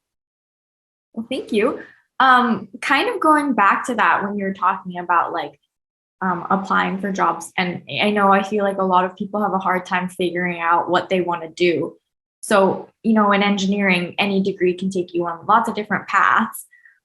So for example, graduating from electrical engineering, you could work as a programmer, controls engineer, telecommunications engineer, power engineer. So how do you guys, what can you do what kind of advice can you give to help everyone determine what they want to go into actually?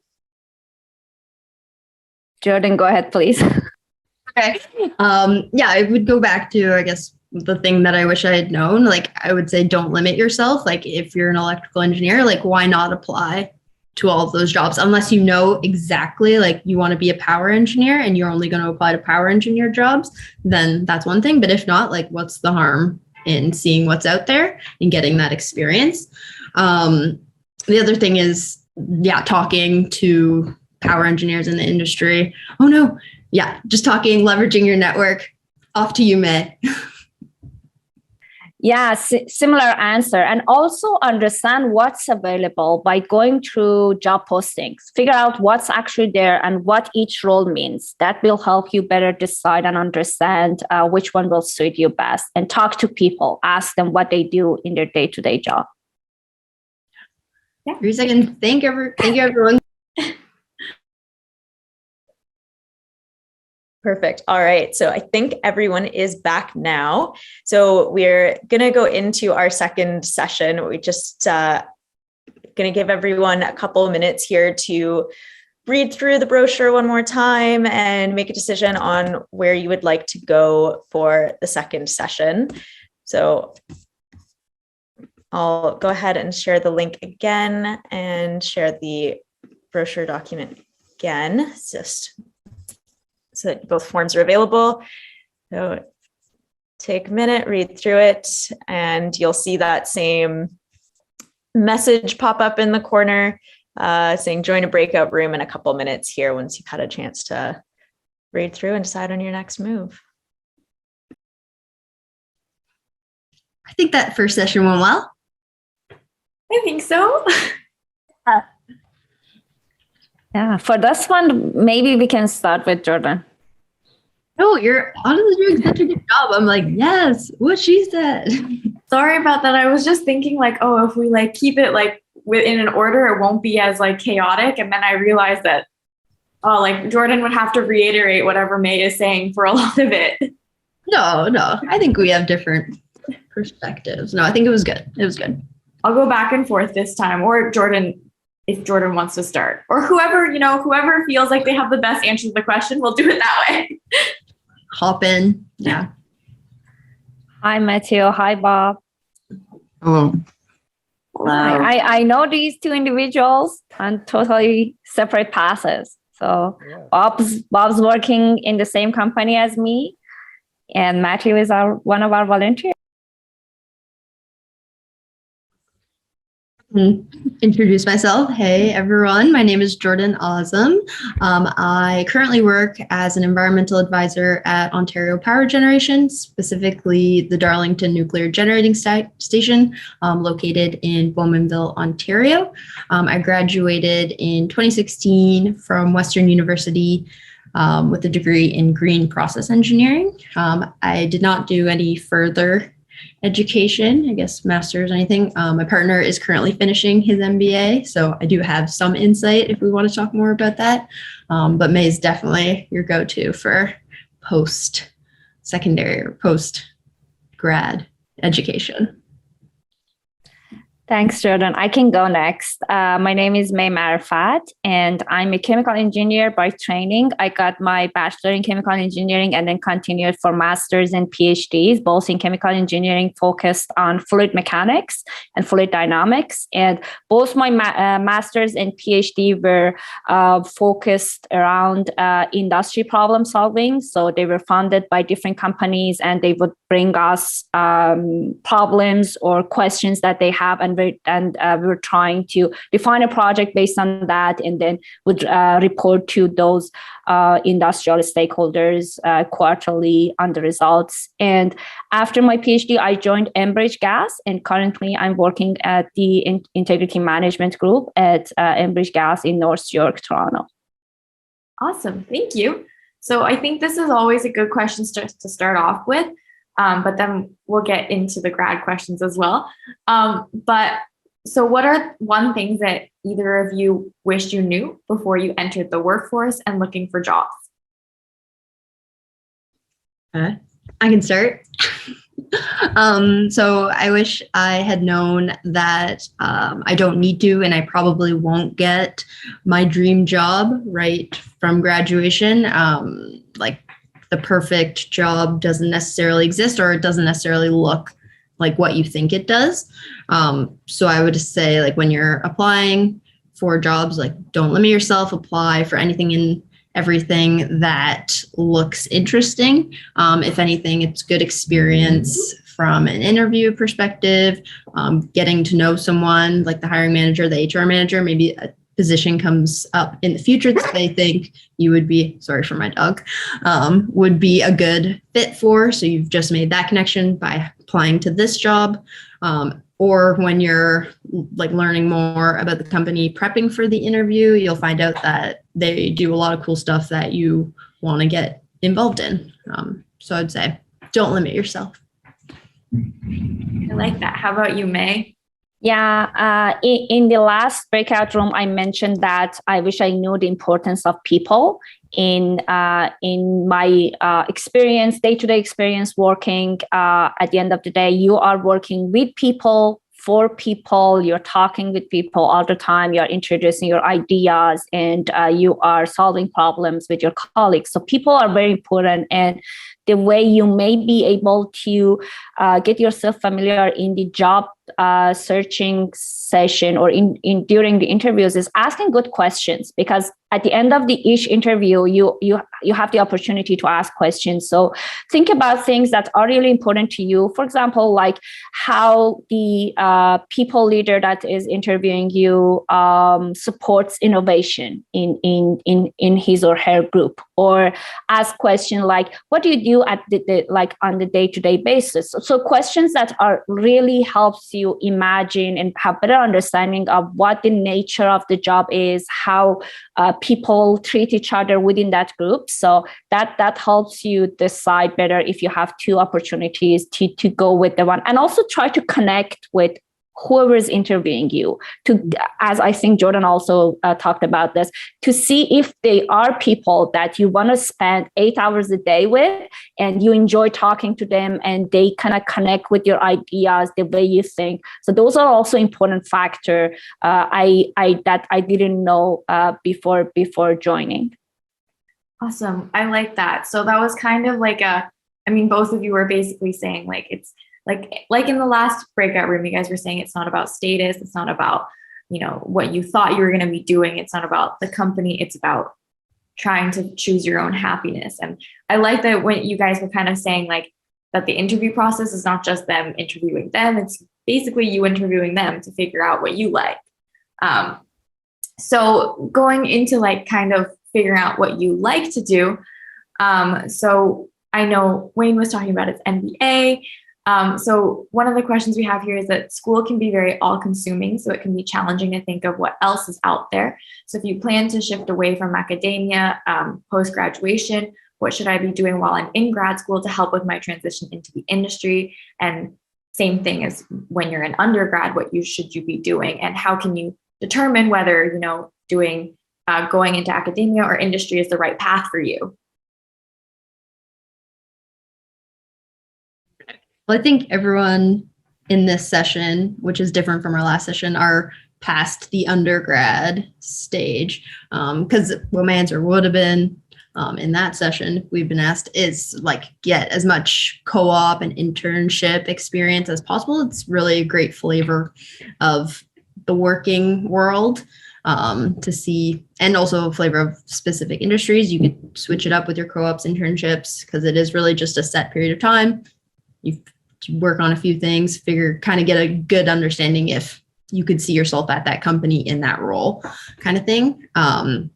But I guess it's a little different for this group. And I guess my recommendation would be like leveraging your network, reaching out to people in the different areas, whether it be people working on their PhD, doing their MBA, working at a company you're interested in a specific role, whether or not that's reaching out to them directly, finding them on LinkedIn, or looking at your network, who you're connected with, and then seeing if they're connected and they could maybe do the link. Because I know, May, you were mentioning in the last session, like you send out all these messages to people, maybe you don't know them.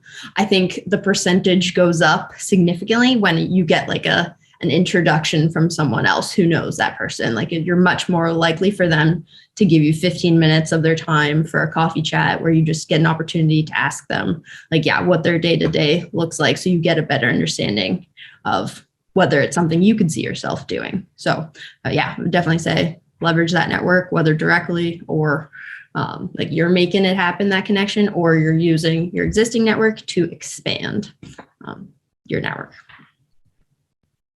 Yeah, great point, Jordan. I think I agree with all of the things you mentioned. And one thing I would add is not necessarily like when you're in school and you want to enter the workforce, but at any stage of your career, you like in 5 years, you probably want to go somewhere else in your career path.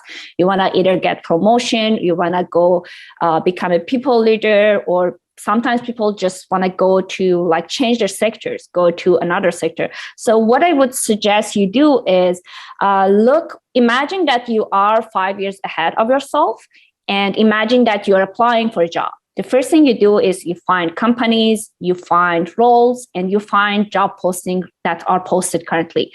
Go through those job postings and read through details and see the gap between your current resume or your current skills and that job posting.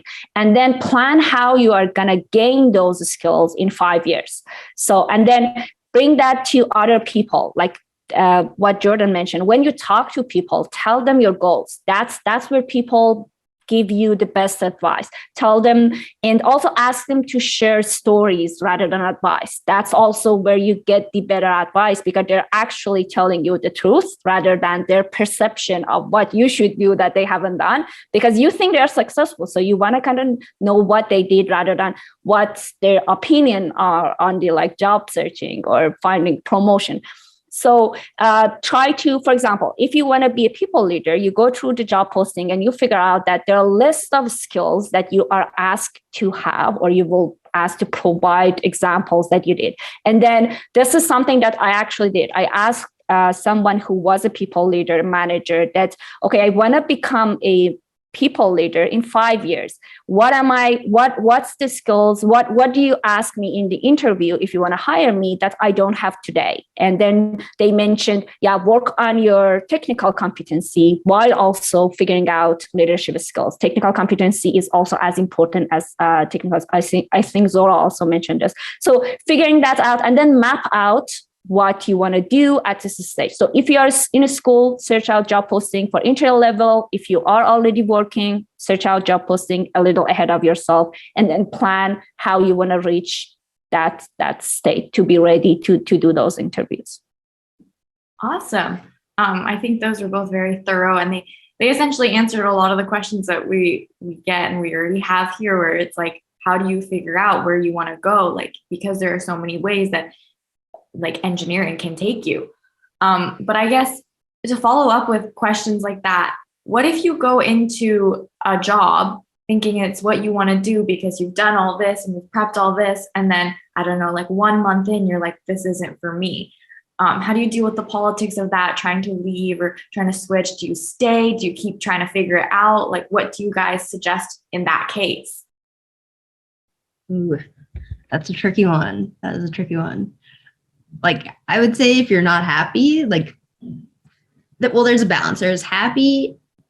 Are you not happy because it's just really hard? You're getting adjusted and you're just like getting up to speed, and that's challenging and frustrating, and that's impacting what you're feeling about yourself in the job? Or is it just like you have a terrible people leader, you're not being challenged, and there's so many more issues? I would definitely say, like, get out of there. Like, you gotta move on, and what that looks like is you're pretty much back to what you were doing before, like getting yourself out there, meeting people, connecting, whether that is within the same company or externally.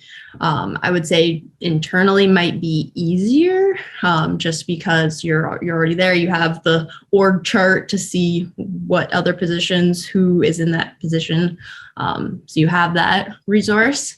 But yeah, I don't think I don't know, a lot of people say like you have to stay in a job for at least a year. Like, I personally don't agree with that. I think if you have more job experience, then that's just more diversity on your resume and more learning and more experience. So I don't think there's anything wrong. And you can even use that as interview experience of like why it will probably come up in the interview if you only have a month.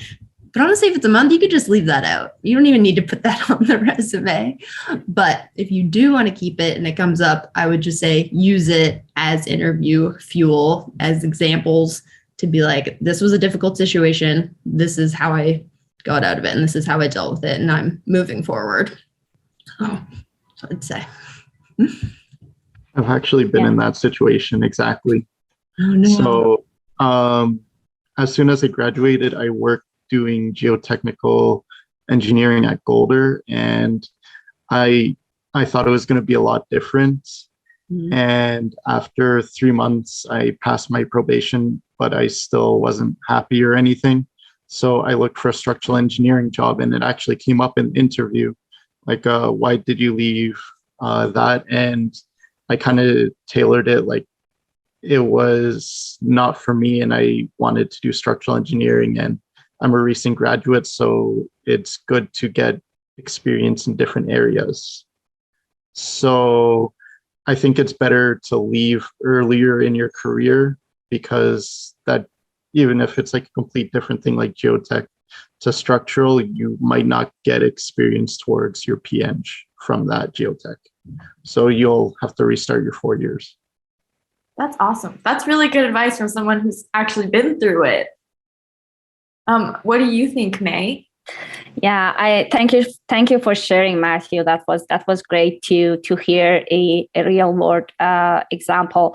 I want to answer this question with the assumption that you joined a company that you like the mission and vision of, and you also like your group or other groups of the company, but your specific role that you started working is not what you expected. So I'm answering the question with all of these assumptions.